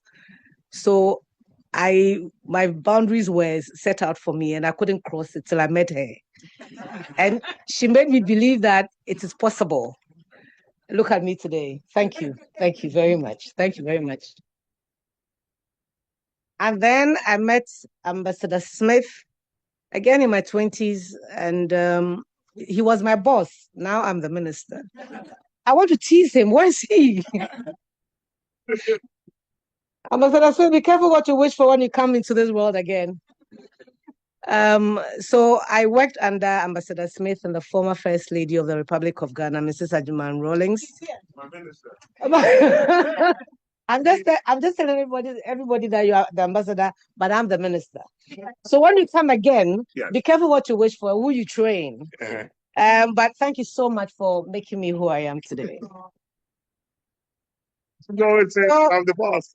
The boss. But you are. So between these two, you have me to deal with. Then the final one is Honorable Eric, who you just listened to, and who has done the presentation for me. And so I'll not be inflicting my speech on you, because he said pretty much half of what I wanted to say to you. And he's my senior in Parliament. I'm a member of Parliament as well. Anytime we are able to watch Parliament from our rooms in our offices, and anytime he's on the floor, listen, don't cross my path because I'll mow you down. I want to go and listen to him, not on the screen, but physically, because Eric comes with so much knowledge. I'm sure you saw that. And if you were grading him, you probably gave him like an A+, no? Yeah. So, oh, you're so kind. What a good teacher you are. A+++. So I met him in cabinet a couple of days ago. And he said, I'll be seeing you in the US. I said, you will? And here I am. So thank you for nailing it and making it possible for Florence to bring me here. But very distinguished ladies and gentlemen, Ghana is the hub of Pan-Africanism. In that country alone, you find Kwame Nkrumah, you find George Padmore, you find Du Bois. And between these three people, listen, Kwame Nkrumah says, I'm not African because I was born in Africa. I'm African because Africa was born in me. And if you accept this, that you're an African because it was born in you, then Ghana positions itself as the hub of Pan-Africanism. And it's the one reason why you should come. I'm hoping that come December 2026, all of you in this room, African or not, you're all coming because I've baptized you even if you're not African. From this moment going forward, you are an African by association with Abla Jifa Gomashi. Only yesterday, I had the distinguished honor to sign an agreement with the Du Bois Foundation to come and take over the facility where he's buried. He's buried in Ghana. Yes. And the Du Bois Foundation from here have expressed interest in bringing development to the center, putting up structures that would be befitting of that great African. And so I signed that agreement yesterday. And look at me here this morning. So in a couple of weeks, maybe months, we should see the development going up at the Du Bois Center, which is where Florence and I used to work back in the day. Again, very distinguished ladies and gentlemen, only a couple of weeks ago, His Excellency the President at the Diaspora Summit in Accra said that the diaspora is the 17th region of our country. We have 16 regions in the country. I can't recall, yours is 50 something. 50, right. I've been to about 25 of them, but we have 16. And His Excellency has added the diaspora as the 17th. And at that forum, he welcomed all of you to our country, knowing that you belong to that 17th region. And we're not just saying it because we want you to come and invest, but I think it's about time. About time. It's about time that we saw the strength in being together. It's about time that we stop looking at each other like they and us, them and us. I've been telling my Ghanaians that the colonialists did enough damage. We know that. We know that. But they've been gone. Okay? Now it's time for us to come together, put our energies behind the continent, and especially Ghana, and ensure that we are part of the resetting that His Excellency the President has put in place. I'm a believer in the return of stolen artifacts from the continent and also from Ghana. I think it's not just our minds that were stolen, and it's not just the artifacts, but the human persons were also stolen. It's time that we all came back home. And these were the words that His Excellency the President said at the Accra International Conference Center a couple of days ago, that welcome back home. And he's charged me to assure you that we will give you that welcome that you are looking forward to. We won't hold anything back from you. Eric has given you a brilliant presentation on what the opportunities are and what incentives are available. It's not just for agriculture, but it's also for all the sectors in our country. Last but not the least, this sector, tourism, culture, and creative arts, has a potential of keeping our young people on the continent to live decent, dignified lives, not struggling to cross the Sahara and getting killed in the process, but being a musician, a performing artist, a creative, doing crafts, and us investing in them by purchasing what they produce. And it doesn't matter where you are in the world. By a touch of a button, you can order stuff that are created by hand by these young, amazing creatives in our country. There was a lot of reference to Kente, which UNESCO has listed. It comes in different shades. I know you all don't like very bright colors like I do, but that's okay. We can make what you want for you as well. But I'm just trying to say that whatever your taste is, you can find a young Ghanaian artist to provide that for you. For those of you who were able to make it to GH, December in GH last year, hope you are recovering so that you can start saving towards your next trip. Very distinguished ladies and gentlemen, thank you very much for having me.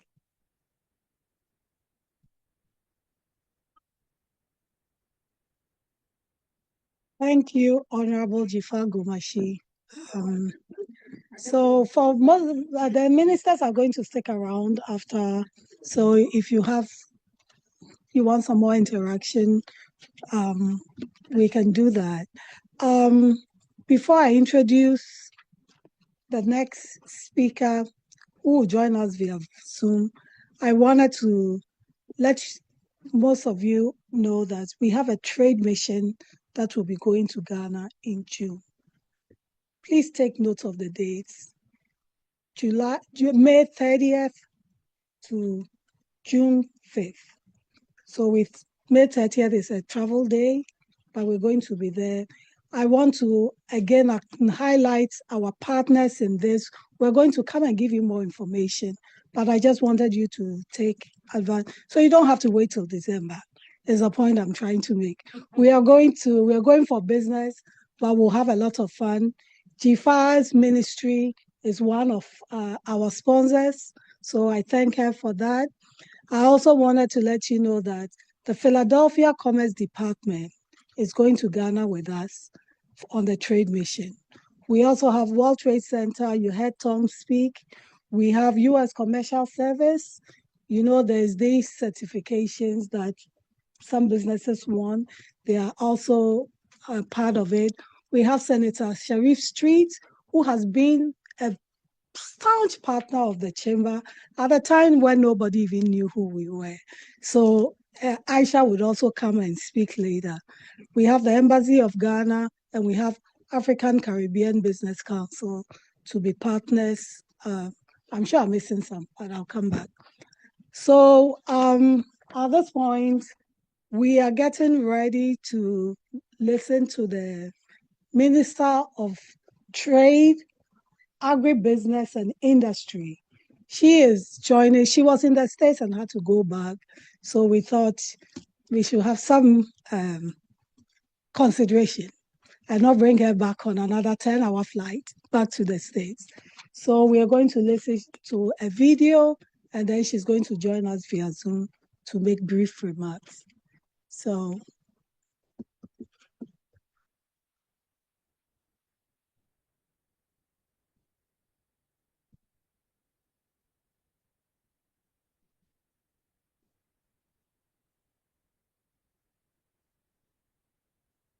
Hello.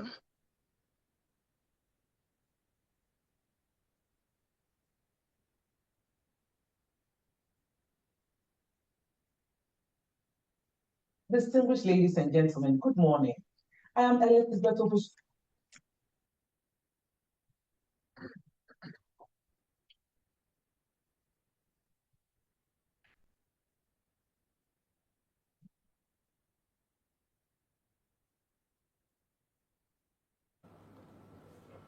Distinguished ladies and gentlemen, good morning. I am Elizabeth Ofusu-Ajayi, Ghana's Minister of Trade, Agribusiness and Industry.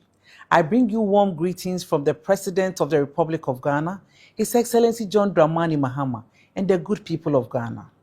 For generations, Ghana and the United States have shared a deep partnership rooted in shared values of democracy, innovation, and entrepreneurship.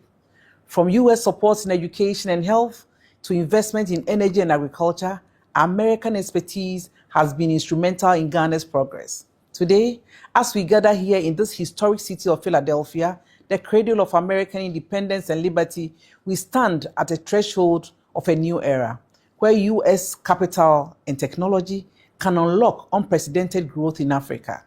I come to you today with a simple but powerful message. Ghana is America's greatest investment destination in Africa.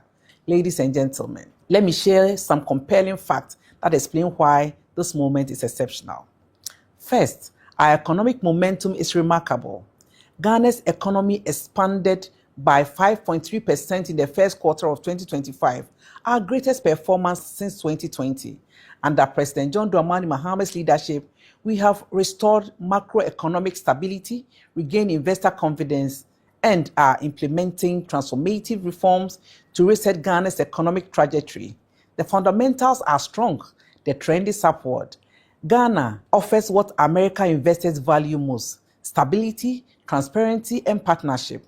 We are one of Africa's most stable democracies with strong institutions, rule of law, and a proven track record of peaceful transitions of power. We have institutionalized investor support and protection, not in principle, but in practice. The Ghana Investment Promotion Center and the Ghana Free Zones Authority sits at the heart of our investment ecosystem.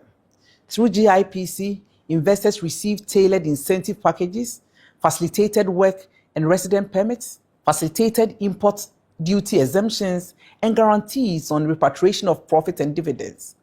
Companies operating under the free zones enjoy a 10-year corporate tax holiday, followed by a significantly reduced corporate tax rate, complete exemption from import duties on production inputs, and unrestricted profit repatriation. We also have a skilled English-speaking workforce with strong technical aptitude, providing investors with a productive, adaptable, and globally competitive talent base. Finally, this is what truly differentiates Ghana. We are Africa's commercial gateway. We host the Africa Continental Free Trade Area Secretariat, making us the operational headquarters of the world's largest free trade area by a number of countries. 1.4 billion consumers across 54 nations with a combined GDP exceeding $3.4 trillion. What does this mean to you? Simple. Invest in Ghana and you do not just assess one country, you unlock an entire continent.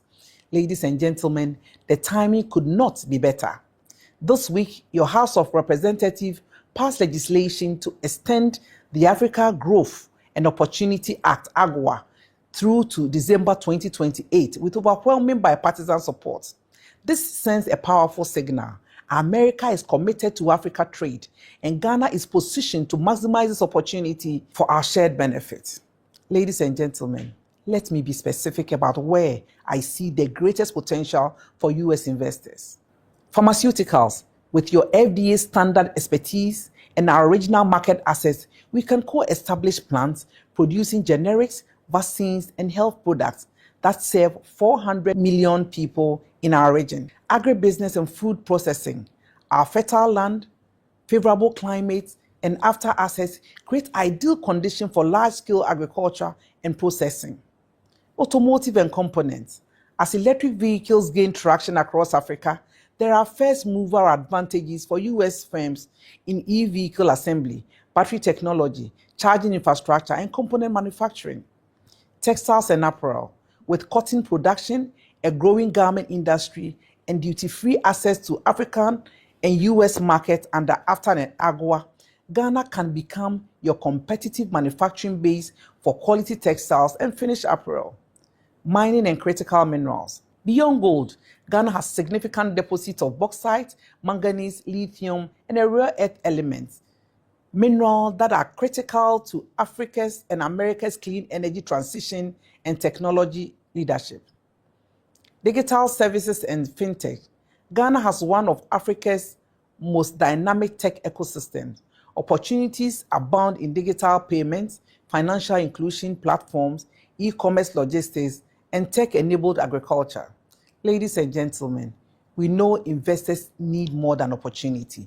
They need certainty. Here is what Ghana guarantees: stable, transparent governance with strong institutions and respect for rule of law, competitive incentives including tax holidays, import duty exemptions, and repatriation of profits, strategic location as the gateway to West Africa with world-class ports and connectivity, skilled English-speaking workforce ready to power your operations, continental market access through the Africa Continental Free Trade Area, enabling you to sell to 54 countries from one base. Ladies and gentlemen, we are ready. Our teams are ready. Our policies are ready. I'm not here to ask for consideration. I'm here to invite you into partnership.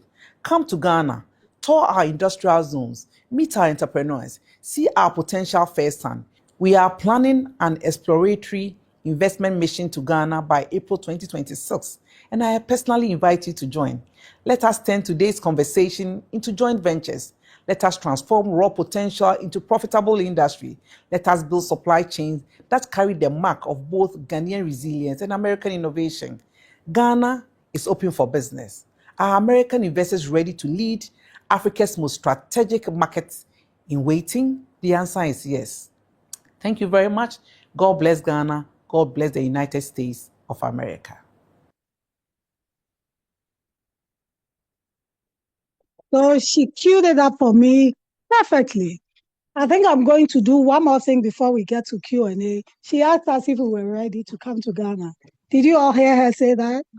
Okay, so I'm going to bring Alex Medeiros, who is going to talk briefly about the trade mission to Ghana so that we know you truly are ready, and then we'll do the Q&A. So, Director of International Business Development at the State of Pennsylvania of doing business PE, right? Is it both? No, you will do a better job. Tell them. Yeah. Okay.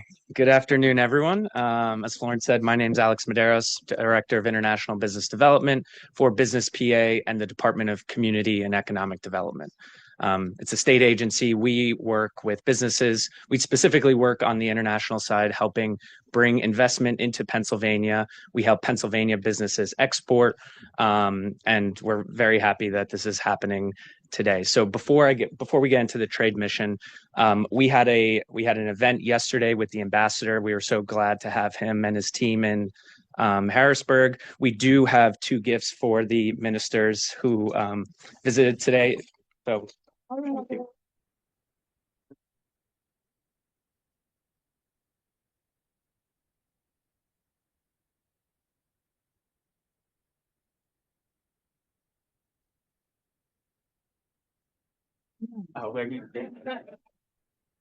So yeah, thank you so much for taking the trip here. And on behalf of Governor Shapiro and DCED Secretary Rick Seiger, welcome to Pennsylvania and to Philadelphia. So as I said, the Business PA, we have an international team. And so we provide a few key services to businesses who are interested in investing here in Pennsylvania, and Pennsylvania businesses that are interested in exporting into foreign markets. So we have an FDI side where we work with international businesses to come and find or to invest here in Pennsylvania. We also have a trade side where we help Pennsylvania businesses export. And then somewhere in the middle of that, we have a new program that we just recently rolled out called the Strategic Partnerships Program. And that really allows international companies to explore soft landings here in Pennsylvania through joint ventures, strategic partnerships with Pennsylvania companies. And so DCED, the state agency, works as a matchmaking entity connecting those businesses together. And we work with our local partners here in Pennsylvania. So the World Trade Center of Greater Philadelphia is one of our regional export network partners. We have 9 other partners throughout the state that we work with to identify Pennsylvania businesses. And we also work with a group of authorized investment and trade representatives throughout the world in various markets. We do not have any representation in Ghana right now, but we are definitely excited and interested to build on that relationship moving forward. So we've been, Florence really has been working on planning a trade mission to Ghana. DCED's role is really to recruit Pennsylvania businesses that are interested in attending that trade mission. So I don't know if you want to talk a little bit more about that. Alex is not just here because he's cute. He's also here because they also have some funds, right? There's a Global Access Program, which is a Pennsylvania program that pays, it's a grant for companies that are looking to explore international business opportunities. The grants are up to $10,000 per company. And so they are going to offer that. We are going to put up the link for the registration for the trade mission. It's on a first come, first served basis. So if you want to go, please register quickly. There's no guarantee that everybody will get it. It's not infinite money. So that is why he's here. U.S. Commercial Service is also offering their Gold Key service. Tony. So they are also offering their Gold Key services and other due diligence and insurance services. We understand that this may be a new market for some people, and so there's additional due diligence that may be required. Tony, right? You want to say? Sure, yeah. This is Tony Poole, International Director for U.S. Commercial Services. You are the acting director, right? For Philadelphia. Yes. Okay. Say something. Thank you, Florence. And sorry, I was here, but then I had to sneak away to take a call. But I'm with the U.S. Department of Commerce, with the federal government Commerce Department, and so we are the export promotion arm of the Commerce Department, meaning that we help U.S. companies to sell overseas. And so when Florence mentioned the U.S. Embassy in Accra, those are our counterparts to help U.S. companies understand whether there's market potential, connecting with buyers, connecting with partners, government representatives, and just different services to help understand how you can tackle both sides, right? So both exporting to the market as well as investing into the U.S. And through that, the latter part is through our sister agency, the Select USA. And so, happy to chat afterwards. I don't want to take too much time, but thank you, my man. That's good. So yeah, so that is why we gave you these forms, right? We wanted you to complete. We want to know who you are, what opportunities you'll be looking for in Ghana. So we have this beautiful young lady here. Her name is Linda. She's going to move around and collect the completed forms. And if you did it online too, that's okay. If you scan the QR code. So, and also, I don't know if you got these flyers too. So we want to encourage you all to be members of the U.S.-Ghana Chamber of Commerce. These are some of the benefits we offer. We have a contract with the City of Philadelphia to make recommendation for grants, mortgages, services, and stuff like that. So please take a note of that. So having said that, as the young lady moves around, if you have one of those forms, just raise your hand and she will pick it up. So at this point, we go into the Q&A section of, please keep your comments very brief, or your questions, not comments, questions, brief. And if you want to just lift your hand and tell us which one of the ministers or who you want to answer your questions. So the young lady in the front. Do we have a mic?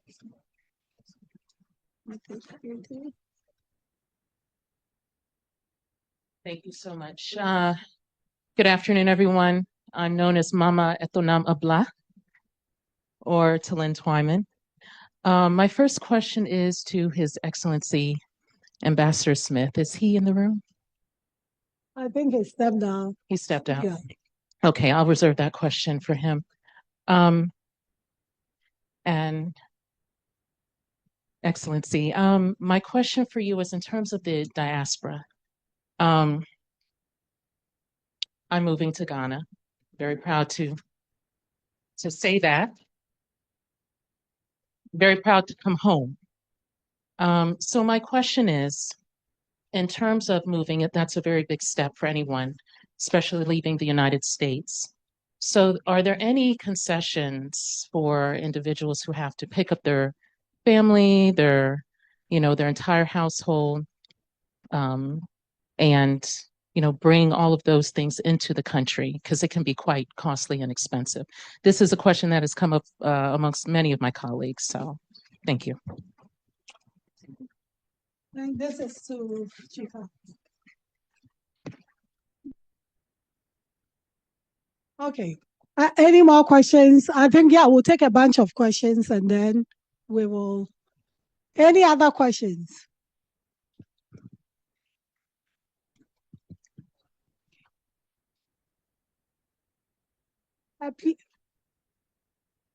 Thank you, Florence. My name is David Barnes. I'm with WURD radio station in Philadelphia, WURDradio.com. I was blessed and fortunate to go to Ghana for the year of return. And I'm wondering, during the trade mission, is there any media outlets that you'll be working with here in Philadelphia? Because I would like to offer my radio platform to help to promote that trade mission with my partner, Patrick Ajadu. That is my question to the tourist minister. Thank you. So yeah, we're going to take a bunch of questions. All right, thank you. So my name is Anita Barakat. I'm the founder of Rediscover Africa organization, which is a nonprofit. My question goes to the minister. I'm sorry, your name is me. So you did mention about a lot of investment opportunities. I didn't hear anything about lumber and sawmill. So I just want to know, is the concession booming, or the sawmill the sawmill industry, is it going downhill? Is it okay to invest in? And then secondly, about mining. How is our mining sector doing? Is the Galamsey straightened up? Are we still looking for opportunities of bringing more investors into mining, timber, and then lumber? Thank you. So we'll take one more question. So we'll take it in batches of 5, please.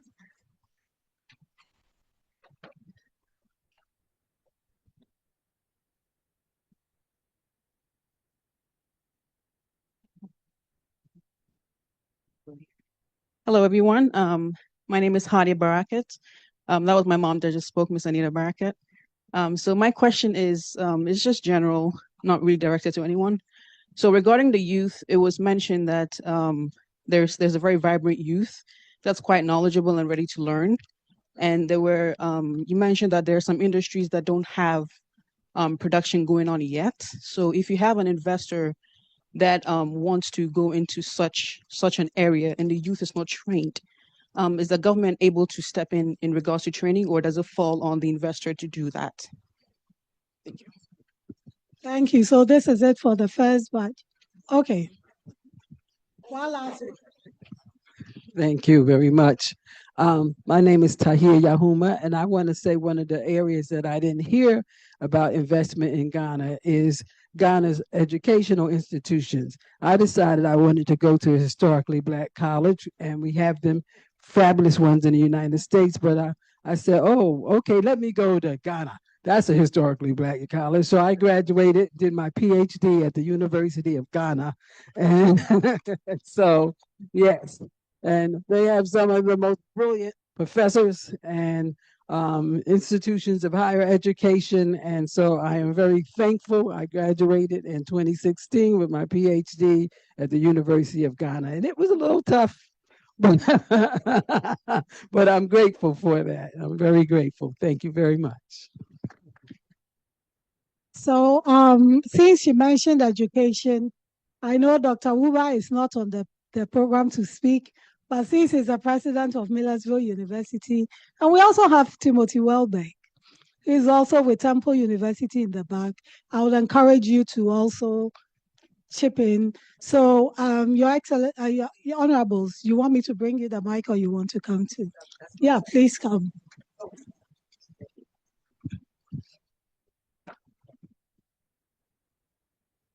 So I was in U of G too. I did all my university education in U of G. So first of all, the incentives, it depends. Corporate is already spelled out. It was part of the presentation that Eric did. If you are doing this in the free zones area, it's free. If you're doing it anywhere else in the country, there are incentives too. But for families, that's a new question. And so I do not have an already made answer, but because we are willing to open the door for the 17th region, I'm sure that we'll be flexible enough to see what the areas are that you're looking at getting support from. Whatever we have to do to make it easy for you to move, we will. Yes. And media platforms. I do not have any particular media platform except for the ones that Florence makes available to us. This is my third time with this forum, with the US Ghana Chamber of Commerce. So whichever one they provide for us is the one we use, but it's an interesting question and I would like to engage more on that. There are also some platforms that are owned by Ghanaians who every now and again will ask that they will interview me and also arrange for other people to speak, and we do. But apart from that, we don't have any agreement signed between us and any media. But it's an area to explore, and we're very open to that. Training. If there's any other area of concern for me as a Minister for Tourism, Culture and Creative Arts, it will be that for training. I'm looking for investors to establish a world-class training institution for the sector. And I'm talking tourism, culture, and creative arts. And the whole value chain from back of house to front of house, marketing, what have you, all of it. And we do have litigation-free land for anyone who has an interest in setting up a training institution there. In fact, in West Africa, I don't think we have one institution that has the world-class standard that I'm looking at for the tourism sector, for example. And so once we have that, it's a whole area that's going to benefit from it. So it's a good place to start with. But if you're asking specifically about young people in which area? Any area trade. Right. So Eric is probably going to speak about whether there is anything like that. But for my sector, we don't have, except for the universities that are teaching tourism, culture, and creative arts. But it's heavy on the theory. I'm looking for a facility that can teach also the practicals. If I engage the diplomatic community in Ghana, their concern is that gap that needs to be filled with, shall I say, service that is equal to what you have anywhere around the world. That there's a gap that needs to be filled. And I must be honest to admit that there is a gap. So I'm looking for opportunity to have people who have the wherewithal to come and invest in a training institution that is going to be able to look at all of that, not only the theory, but also the practicals. Yes. U of G, I already made a comment about it already. So education, there are new schools that are coming up in Ghana for private sector, and they are going into agreements with existing universities, the traditional universities in the country. But I'm not sure I'm capable of speaking to what kinds of things that they're going to do, except to say that the Minister for Education in my country is one vibrant, powerful member of parliament, and also he's been the Minister for Communication, he's been the Minister for Trade, and also now he's Minister for Education. So it comes with a lot of experience, and I see the kinds of things that he wants to do in the country, and he has the full backing of the president, who has decided that, for example, all people in the disability spectrum should go to university for free. Yeah. And that, for me, that's very huge. I mean, it just shows what direction the president wants us to go into, that everybody deserves to have quality education and it should be accessible. And so I believe based on that, I can confidently say that we're open to opportunities to collaborate with universities that are present here and see where that leads our country. Yes. Did I answer all the questions? Yes. All right, good. Thank you. Thank you. Honorable. Before Minister of Agric comes up, since we are still talking about education, I wanted Dr. Daniel Wuba to say something about how the U.S. is collaborating with institutions in Ghana in the education space. He can come from. Good morning, everyone. I didn't come with any prepared notes, but I've been collaborating with Florence on this effort for the past 3 years. I've been at Millersville for the past 8 years as the president, and we've been able to establish partnerships with selected Ghanaian universities. I did my undergrad in Ghana. And, it can tell you at least, the sort of products who can come out of Ghanaian universities. Recently, we did a quick, scan of American universities. And it was interesting to find that there isn't a single 4-year university in this country that has never had a Ghanaian as an instructor, a lecturer, or a professor. So that is something that we are proud of. That is part of the human capital that I believe, we can all give back. With regards to partnerships, Millersville University has partnerships with University of Cape Coast in Ghana. We are exploring one with University of Ghana at Legon.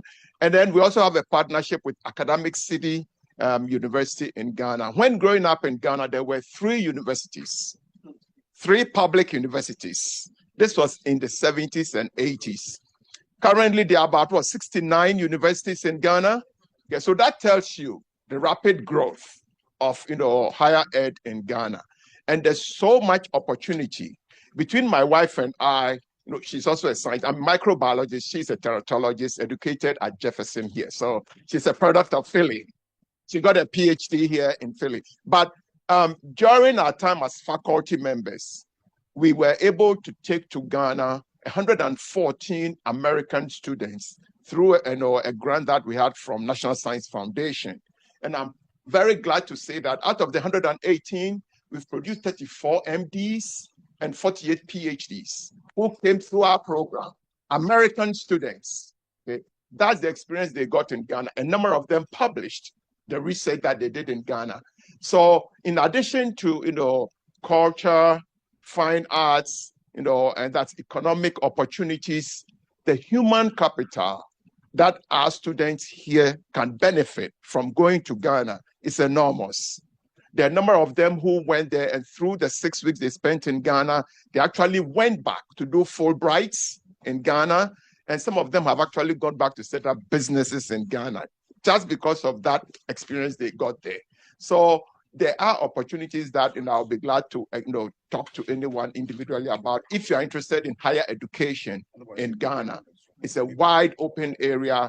We have some of the top-notch faculty. If you know of Professor Alote, if you've heard of Professor Alote, the late Professor Alote, he's one of the top, physicists that the world, knew at that time. When you go to NASA now, there are Ghanaians there who work at NASA at the highest level.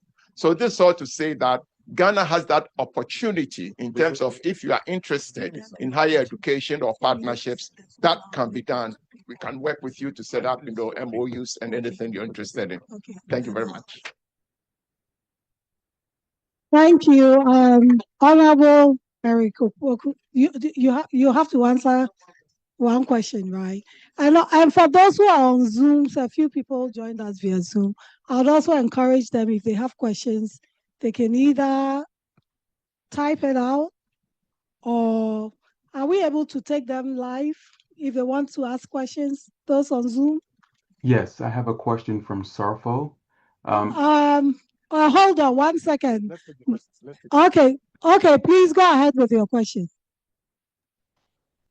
Their question is, still under the youth training investment in Ghana, any partnerships or investors available? If any interest, we can assist in tech skills, training gap. Anyone interested in Ghanaian youth skills can contact Safro Kuska, and they have their email address, which I can share with you via email. Thank you.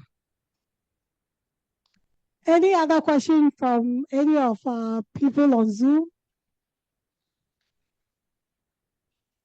No? Honorable. It was a comment. I thought, yeah. Yes. Thank you very much. I think the question has to do with whether the timber industry is still booming. I would say that it's not as it used to be, because we've lost a lot of our forest cover, and we are now investing in afforestation to restore the cover. So yes, we need investment, but in the area of afforestation, so that together we can restore the cover for the future use of our generation. We know we have a responsibility to make use of the natural resources today, and to also preserve it for the future use of our own children. And so that's where we are looking at. And then you also talk about the mining sector. Yes, the mining sector, we are looking for more investment in that space, in exploration and also in value addition. Because when you listen to my presentation, I hammered on the fact that we produce a lot of gold, but we are unable to add value. And so when we go to the market, Ghana produces raw gold. Now we want to add value so that we can maximize our incomes from the mining activities. So that's the area we are looking at. As for illegal mining, because we have gold everywhere in our country, certainly we have some illegal activities happening, but government is waging a war on illegal mining. And we are optimistic that within the shortest possible time, government of Ghana will win that war. Thank you very much.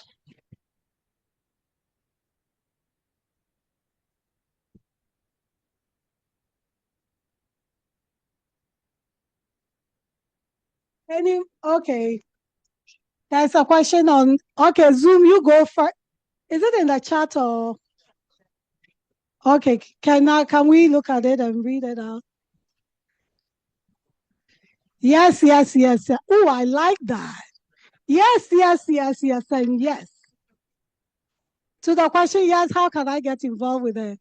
We will reach out to you. See, that's my kind of question. Okay, so any more questions, please? When you ask the question, tell us who you are. If you work with an institution, let us know. Thank you. My name is Mitchell Swan from Philadelphia here. I understand the need for infrastructure investment.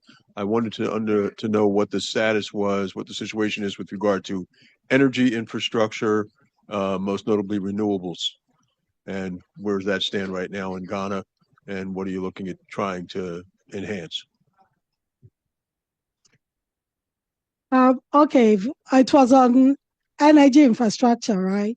What's the next question, please? Okay, come. And next you. Good afternoon, everyone, and thank you for being here. Thank you, honorables, for making this trip. I just want to say, first of all, I'm Eric Ampedu. Was born and bred in Ghana, went to Maule School, Cape Verde, and then came here to pursue a master's degree in Ohio University and never went back. But you don't say that. but I'm getting ready to take early retirement and return home and pursue my passion, which is agriculture. In 2019, I went back home and acquired about 36 acres of land and started a coconut plantation. I lost 2,000 seedlings of coconut to bushfires. And those of you who are familiar with farming in Ghana know what happens exactly around this time in December, January, and February. But I'm not going to dwell on that. I went back and replanted and, went back just this October. And fortunately, His Excellency ordered a lot of coconuts. And I must say I was lucky. And my visit was very timely, and I benefited from that coconut that was distributed across the country because I registered with the Ghana Coconut Farmers Association. So I'm not giving up on my dream. I'm pursuing this passion that I have, and to be honest with you, I'm retiring early from public service. I worked with the District of Columbia government for 20 years. I currently work with the Maryland Prince George's County Department of Permitting, Inspections, and Enforcement, and I'm getting ready to retire. I have two questions.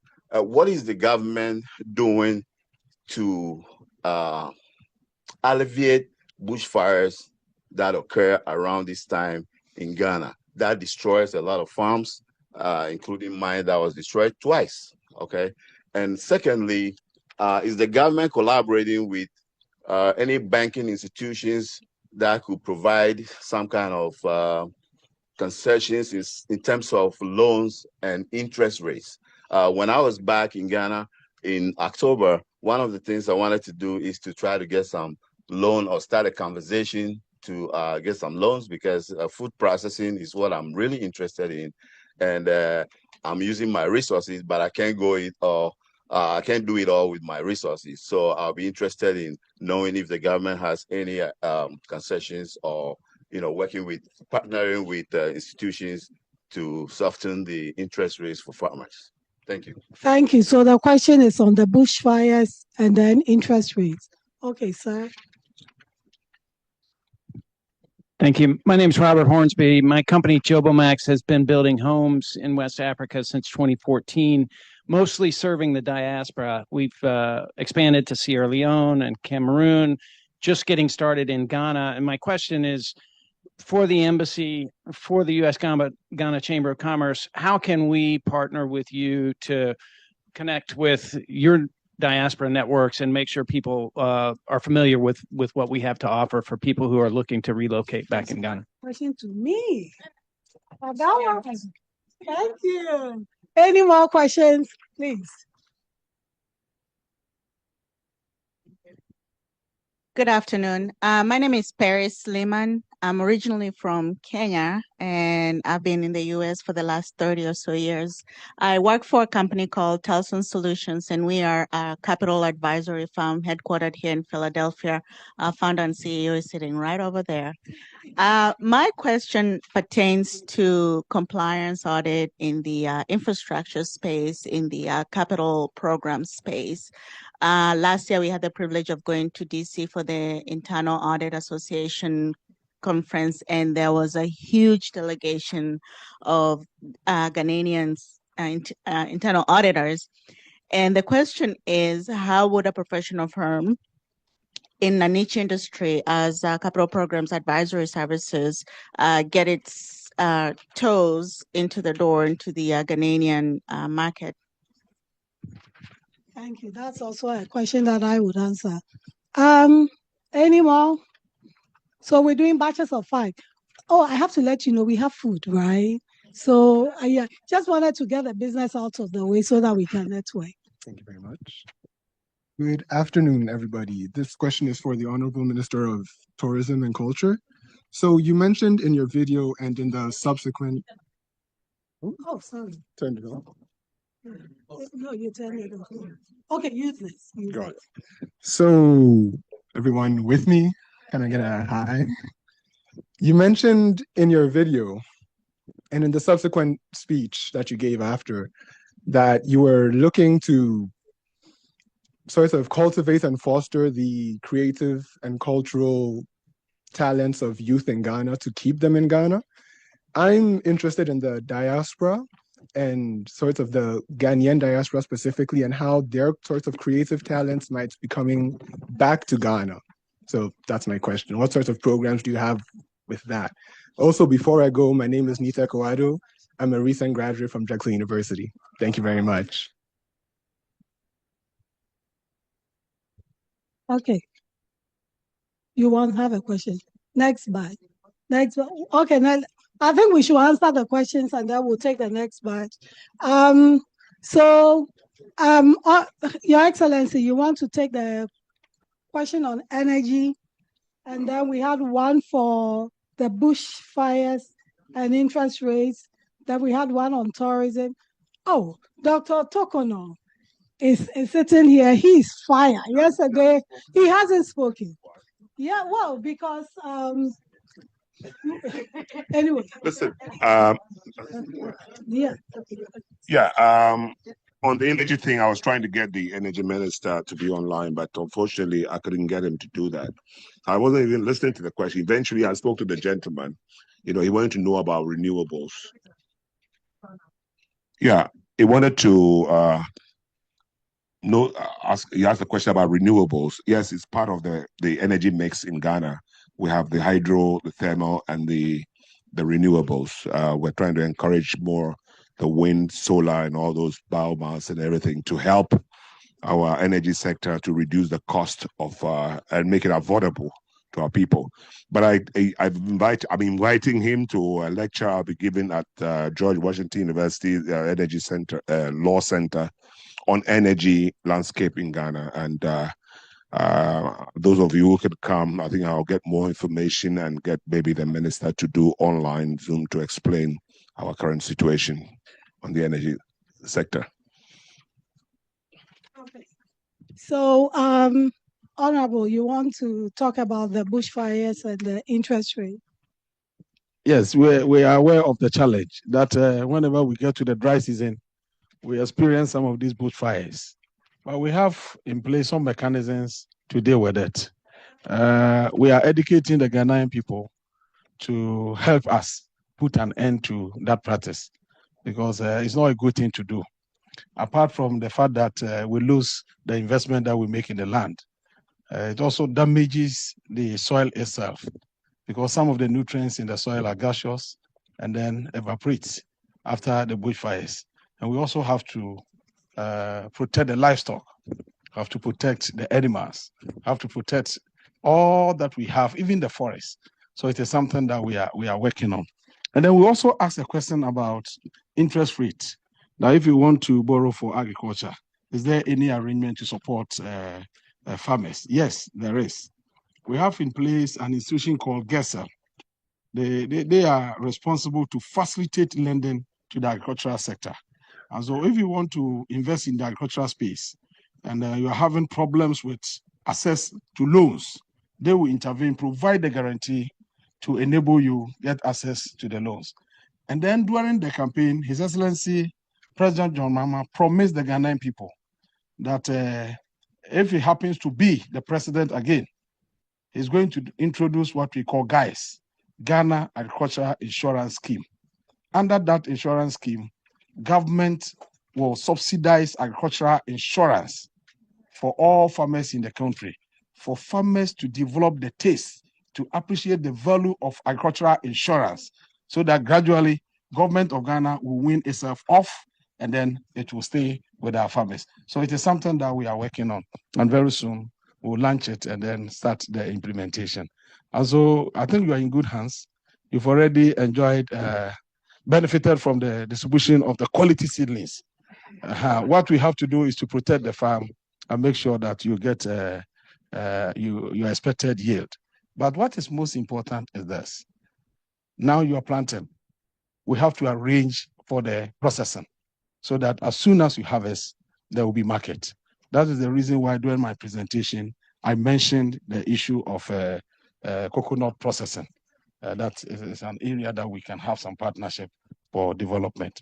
And then on the issue of energy, I think His Excellency has done it all. But as a cabinet member, I should have a bite. You should. When you read the 2026 budget we presented, we have indicated that we want to construct 1,200 megawatts thermal plants in Ghana. 1,200 megawatts thermal plants in Ghana to support our energy mix. We opted for thermal because as an oil producing country, we have gas. So we are laying the infrastructure to connect the gas to where we want to locate the thermal plant so that you can use the gas from that field to power our thermal plants.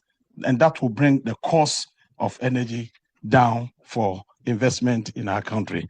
And then, as he said, we are also looking into the renewables, the solar, and then the wind power.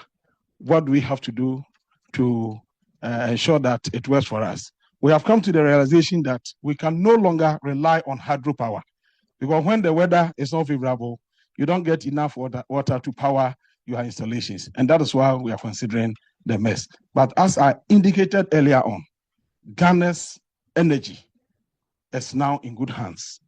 Power is stable, and measures are underway to even build energy buffer, as we have built food buffer against emergencies. Thank you. We are pushing against time, but Honorable, please come and answer the question. We'll take the last round of questions because we have, everybody wants to go to, no. How many people are going to Ghana? Okay, all of you. Now we want to learn about the goodies, right? So we left GIPC's presentation to be the last, where you know where most of the incentives are generally. Honorable, please. Yes, thank you very much. Please, those who have your questions, just let me know. One more person. A question, let her answer, then we'll take that.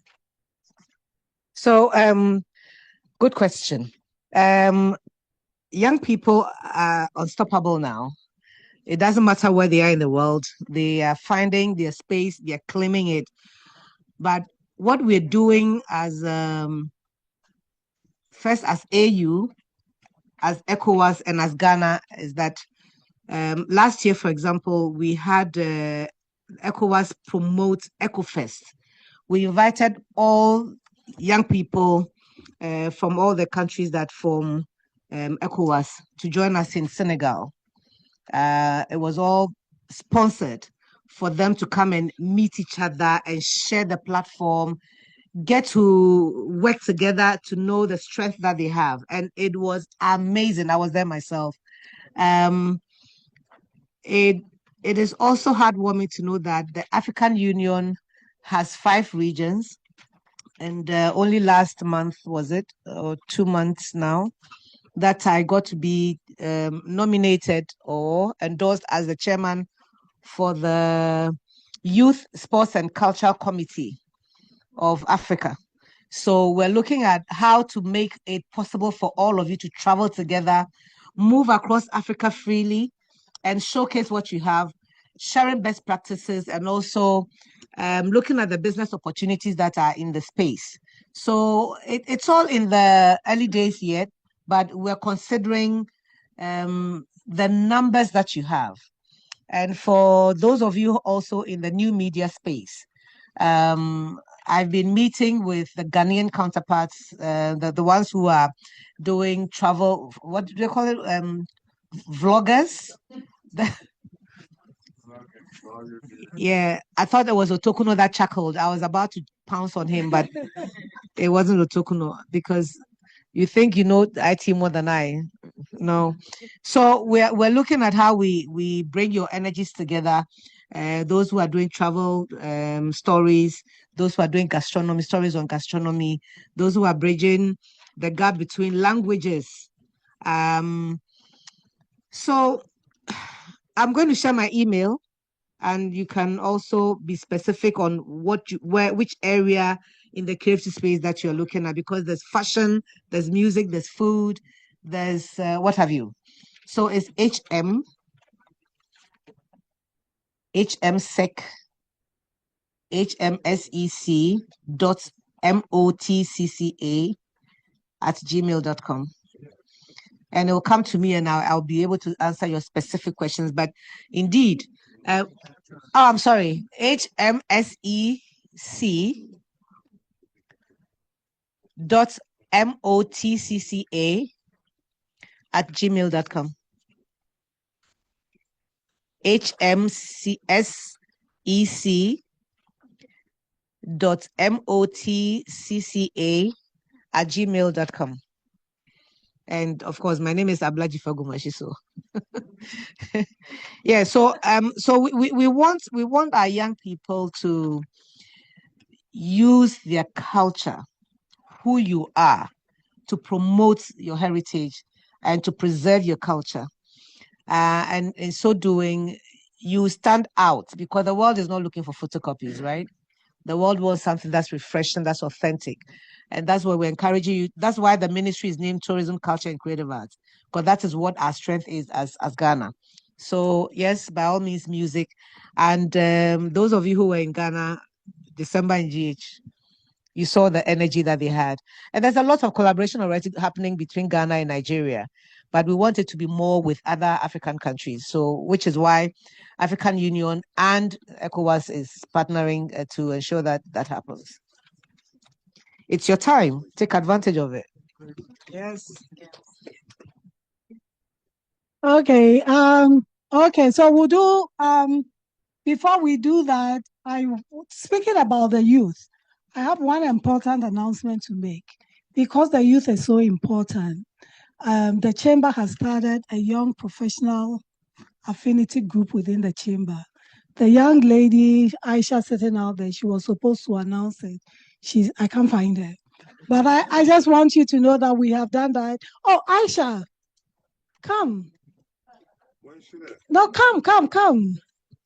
So maybe let's give her 30 seconds to talk about that. And then we have a special guest who will bring brief remarks. I think that the presentation from GIPC will send that to you.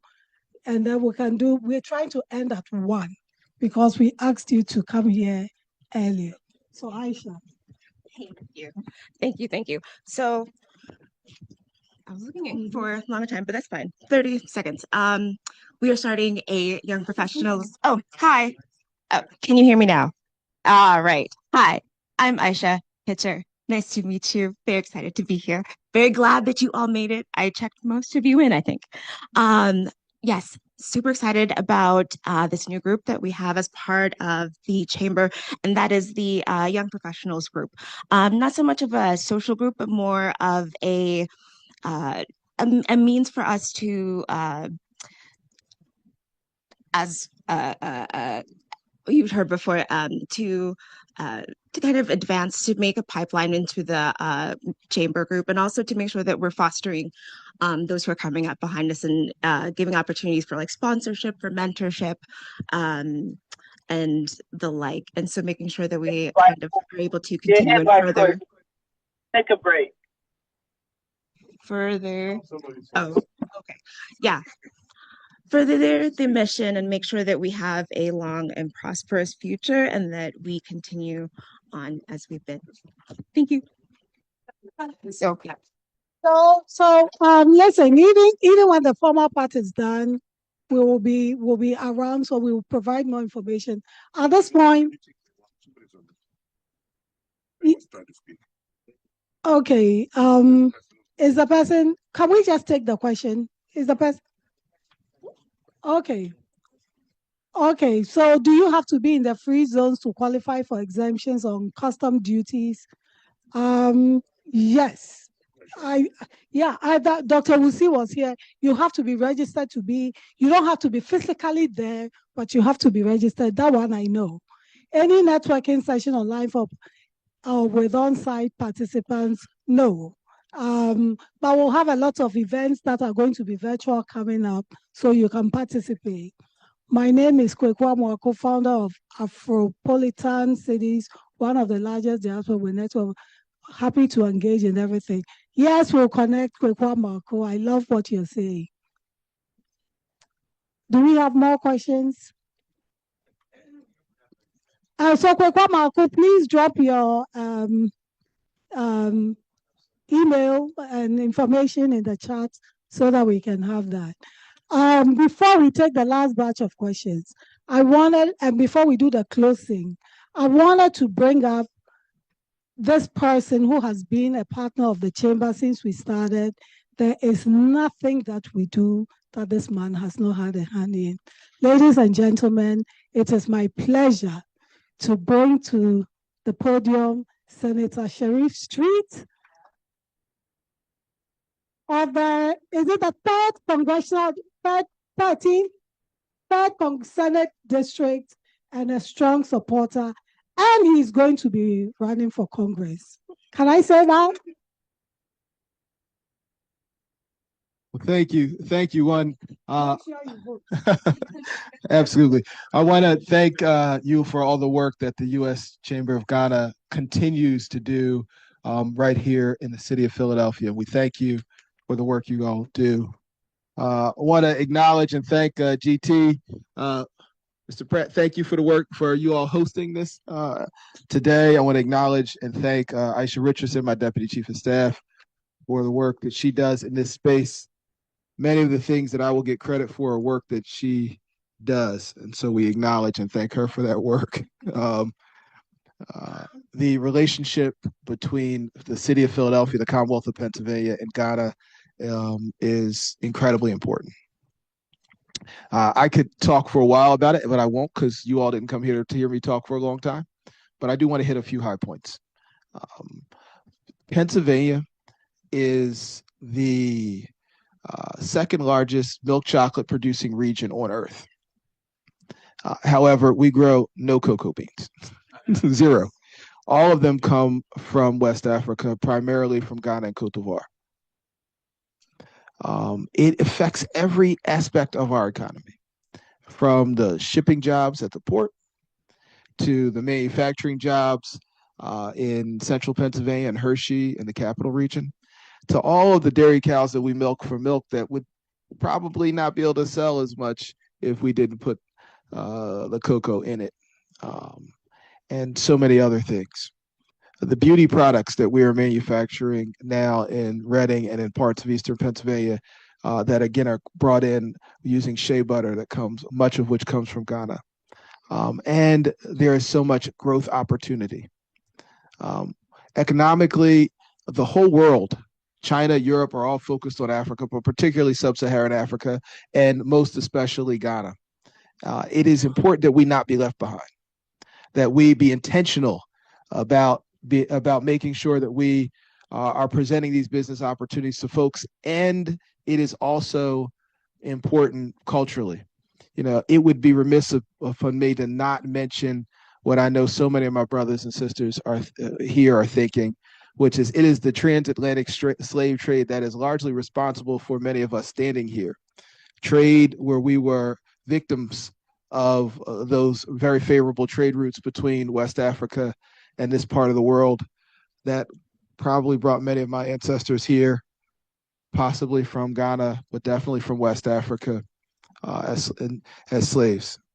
It is the colonialism that African countries were subjected to that that brought us to some of this space. But now we have an opportunity to have a mutually beneficial economy that works for African Americans, that works for all Americans, that works for the people of Ghana and West Africa. And we need to be intentional about fostering those relationships. It is important for us as African Americans from not only a economic perspective, but there is also a certain amount of healing that takes place when we do business and get to know and are connected with our roots. In the United States of America, unlike most other parts of the world, everybody claims someplace else. You have people will say, I'm an Italian American, I'm an Irish American, I'm a Korean American, I'm a Chinese American. Everyone claims someplace else, but we as Black folk are left saying Africa, knowing that that is not a country, it is a continent. And so having ties with a specific country, having ties with folks who are actually there is both economically beneficial, but it is also culturally enriching. I'm pleased and proud to say, which you probably already heard, that Pennsylvania now has a trade office and with Africa, and we need to be more intentional about making sure that we are specifically focused on West Africa, given the very favorable trade routes. The city of Philadelphia has great relationships. We need to do more. We've been able to secure a little bit of funding for the U.S. Ghana Chamber of Commerce from the Commonwealth to support its efforts. All right, and also for the Philadelphia World Trade Center. I will tell you that as long as I'm in the Senate, we're going to be supportive. We'll make sure that the Commonwealth of Pennsylvania is supportive of our relationship with Ghana. Thank you. And I will conclude with this. It is not just the Commonwealth of Pennsylvania that needs to have a relationship. And should in another 127 days, the people of the 3rd Congressional District, which we're standing in,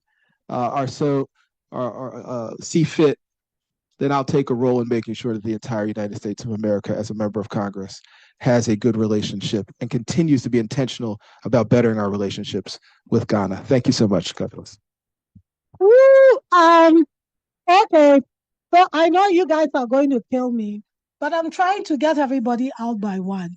So for those of you who have questions, the ministers are here. They are not going, right? Let's eat and ask questions at the same time, if it is okay, right? We're trying to just make sure people get out of here on time. So having said that, I would like to call on Mr. Pierre. I don't want to, you come and tell us what your last name is, right? But he's the head of international at the Philadelphia Commerce Department. They have also given the chamber a very nice contract to help attract businesses into Philadelphia and for businesses here to improve. So those of you who got this thing, that is where that is coming from, right? Even if you don't live in Philadelphia, it's a good idea to establish businesses in Philadelphia because we take care of our people. So before he also speaks, I want to also acknowledge a few people. Mr. Stan Stroda, who is the Chairman Emeritus of African Caribbean Business Council. If you think Africa has gone far, he is 90% responsible for that and guilty of that. I also wanted to acknowledge Dr. Mark Kelly in the back. Mark was a former bishop. Is it bishop? Pastor of Mother Bethel AME. He's my pastor too. And now he's doing the historical records, is it? Yeah, historian for the AME Church. For the AME Church. Okay, so he's coming to Ghana with us. He doesn't know it yet, but he's coming to Ghana with us. So, and I also wanted to acknowledge Minister Janet Ohene Frimpong sitting in the back quietly. I have one Dr. Kweku Ohene Frimpong of blessed memory 3 years ago, 2 to 3 years, right? Yeah. Was the founder, almost 4. Oh my God. Yeah, was one of the founders of the U.S. Ghana Chamber of Commerce. I wish he could see this. I wish he could see that.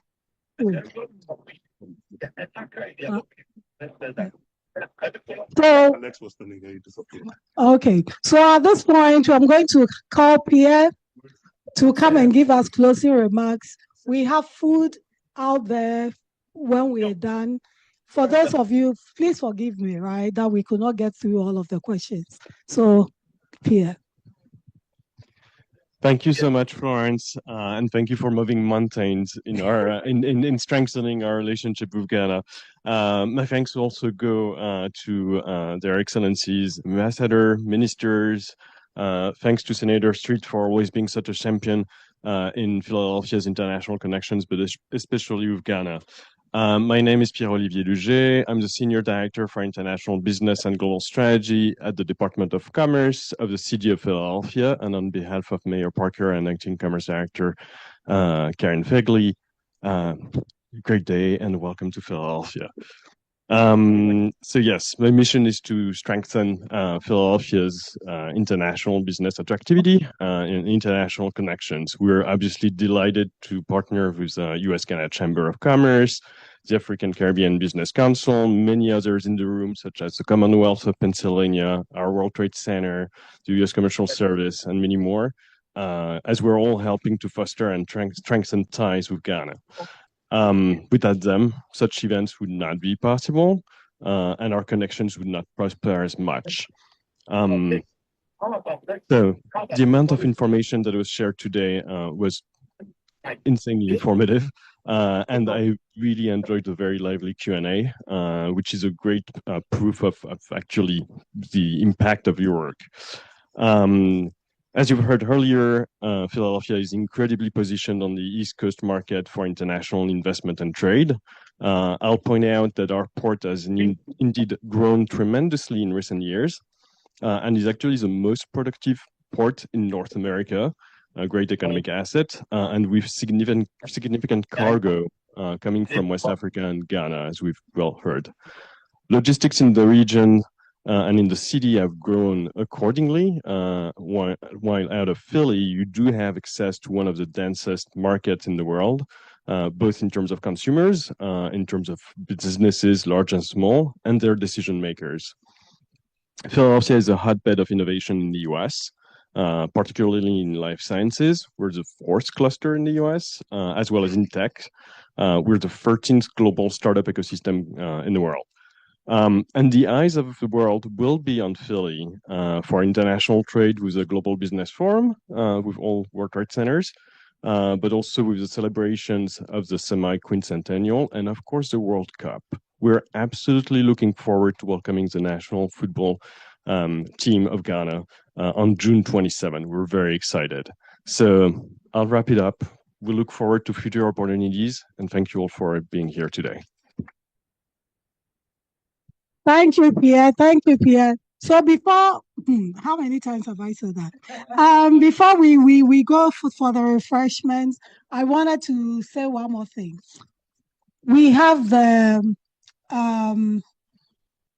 community dialogue with Ambassador on Saturday, 11 o'clock at Temple University, 1114 West Pollock Walk, 140 Mazar Hall. So that is at 11 o'clock. Some of the ministers will be there, so you can come, show up. We have traditional drumming, everything, Ghanaian food, and it's all free. So if you haven't registered, please register and come. I also wanted to talk to you about the World Cup. The Chamber is working with the local organizing committee with regards to the World Cup. There is a group called Aquaba Hospitality. Do we have Daniel? So he's part of Aquaba Hospitality that will be working to make sure that the people who come here, not just Ghanaians, but all over, have a good experience. For the World Cup. So those are the 2 housekeeping things I wanted to say. At this point, I'm going to invite our special guest, the ambassador, to give us final remarks, and then we're all going to go to the room next door. I want to thank Mr. Pratt. You will thank him for me, maybe. It sounds better when it comes from the ambassador. He never stops talking. She just keeps going. Thank you all so much Thank you, all of you who made time to come here today. I'm really impressed with the attendance. I hope we get positive outcomes from these meetings for the mutual benefit of Philadelphia and Ghana. I thank the ministers for making time to come from Accra for this event. Really appreciate it. Those of you online, we thank you for listening in, because I've had messages from people expressing, the joy of having such a meeting, but they didn't speak. Thank you all. But most importantly, the gentleman out there who gave us this facility to use free of charge. Thank you so much. You're fantastic. Thank you. We continue with these outreach programs to encourage investments into our country, Ghana, so we have less and less migration from home into the developed world. We want to grow our economies and Ghana become successful, and for others to visit Ghana, to live in Ghana if they want to. We want Ghana to become a big nation. We cannot continue to always leave the country into other people's country. And that is my preoccupation now. I'm going to push for that. Thank you all for coming. There's food out there for all of you. Thank you so much. God bless you. Great job. Thank you. This is fantastic. Fantastic. You got the people sitting. Nobody was going away from here. I'm amazed.